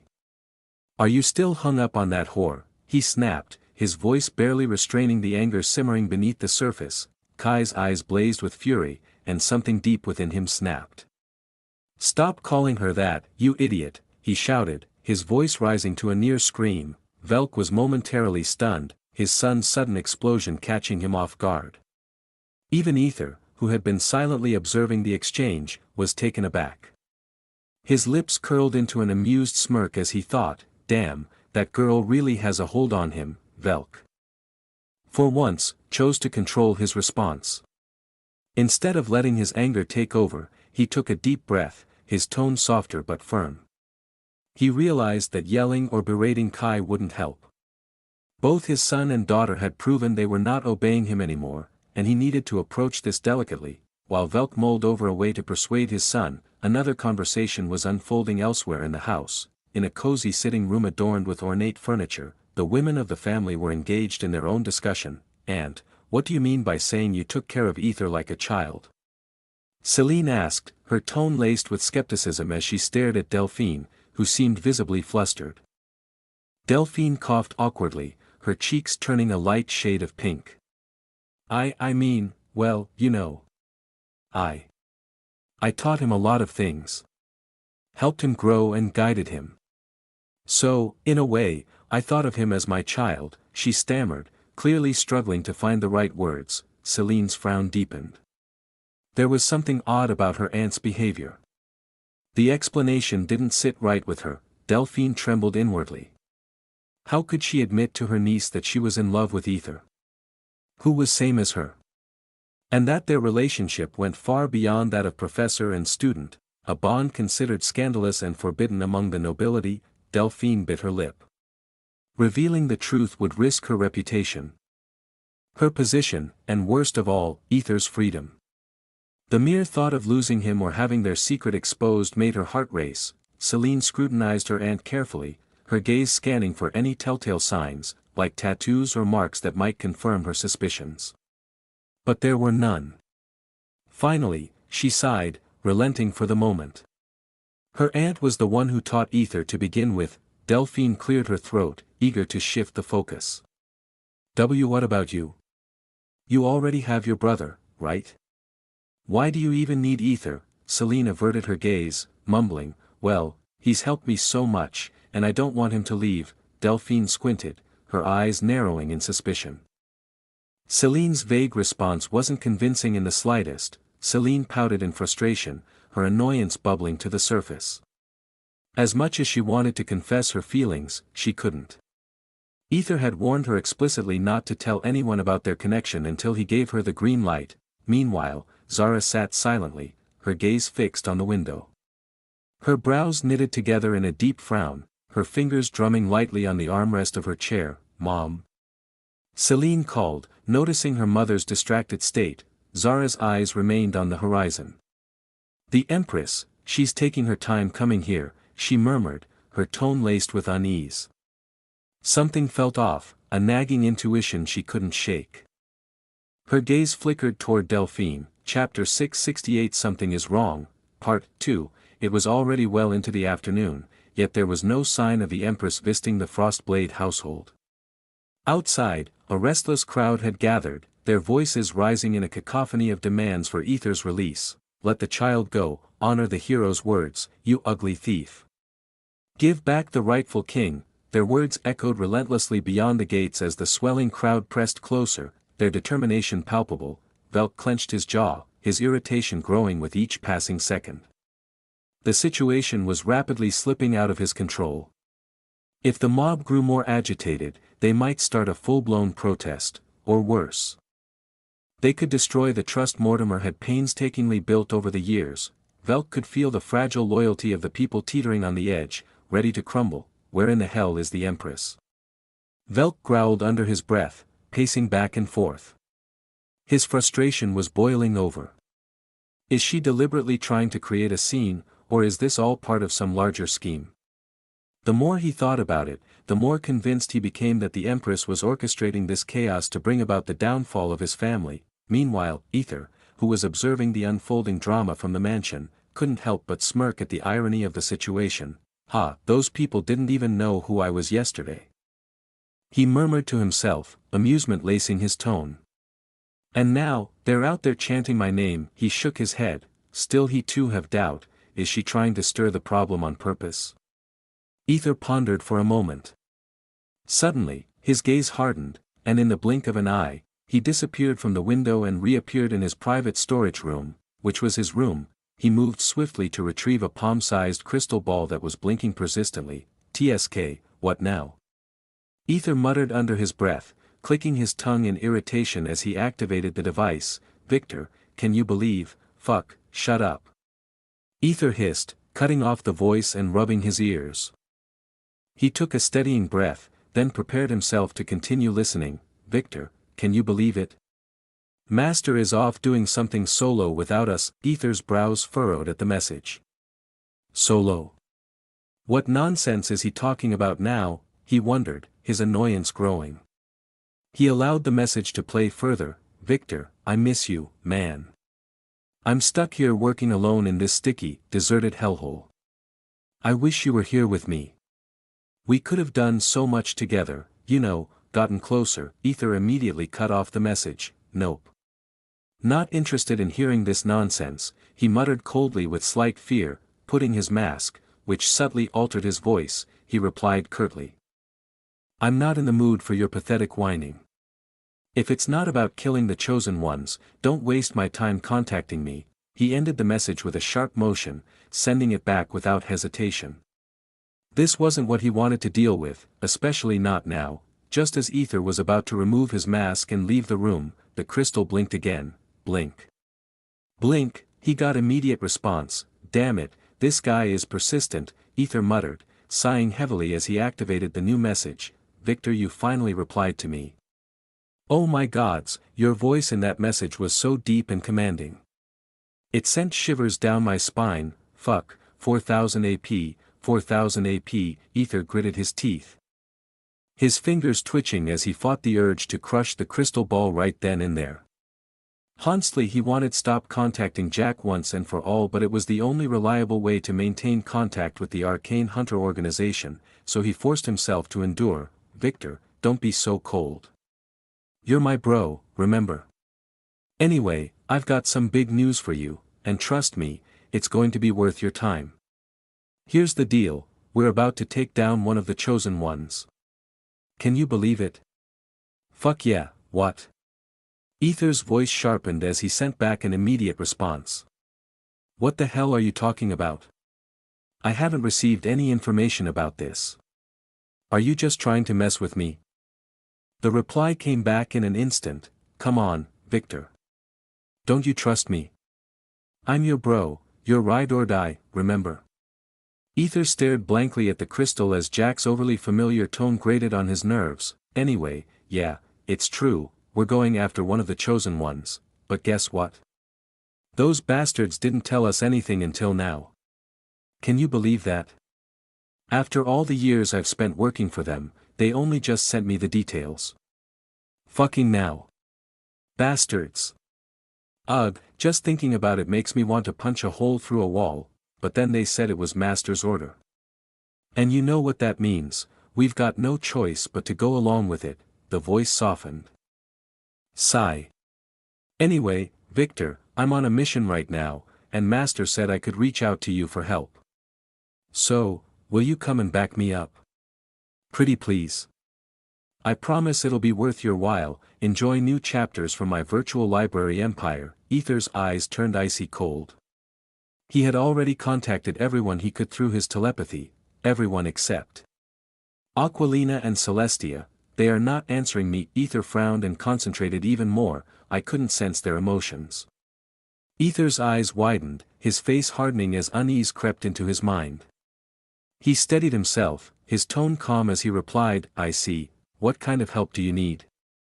And, who exactly are we going to kill? Blink, the message came almost immediately in response, thank you, man. You really are my bro, coming through for me in the nick of time. Damn, I think I love you even more now, 4000 AP, 4000 AP, 4000 AP, Aether's frown deepened as he listened to the rambling message that offered nothing useful. TSK, stop blabbering and tell me who we're targeting. I need to prepare myself for whoever it is. Blink, the reply came again, this time with an infuriatingly playful tone. Come on, Victor, where's the fun in telling you our target up front? Trust me, you'll love the surprise. Anyway, just come to the Umbrione's Void Empire, and I'll pick you up from there. The message cut off abruptly, leaving Aether staring blankly at the crystal ball, his expression unreadable and next thing, ding, warning, teleporting to another world. Target, Ariones Zephyrah, ding, -1000000 AP deducted, remaining, 4,124,011 AP, before he could process the warning, black mist enveloped Aether's body, and in an instant, he was transported into the academy. Oh, what the fuck? Students who had been focused on preparing for their exams were startled as Aether materialized out of thin air in the middle of their study hall. Unbothered by their reactions, Aether teleported once again, this time to Aquilina's dorm room. However, the room was empty. Where is she? He thought. Without wasting another moment, he made his way to the principal's office. Upon arriving, Aether noticed the office was eerily vacant. He glanced around, his brows knitting together in confusion. Spotting a nearby professor, he strode toward him. Where is the principal? Aether demanded, his voice sharp. The professor frowned, giving Aether a skeptical look. Who are? Before the professor could finish, his eyes flickered, the color draining from them as Aether's power took hold. Aether's crimson eyes gleamed ominously as he asked, his voice laced with menace, tell me, where is she? The professor's expression turned blank, his tone mechanical as he replied. I don't know where she is. The principal has been absent for a week. Aether muttered, his frown deepening. His voice grew colder.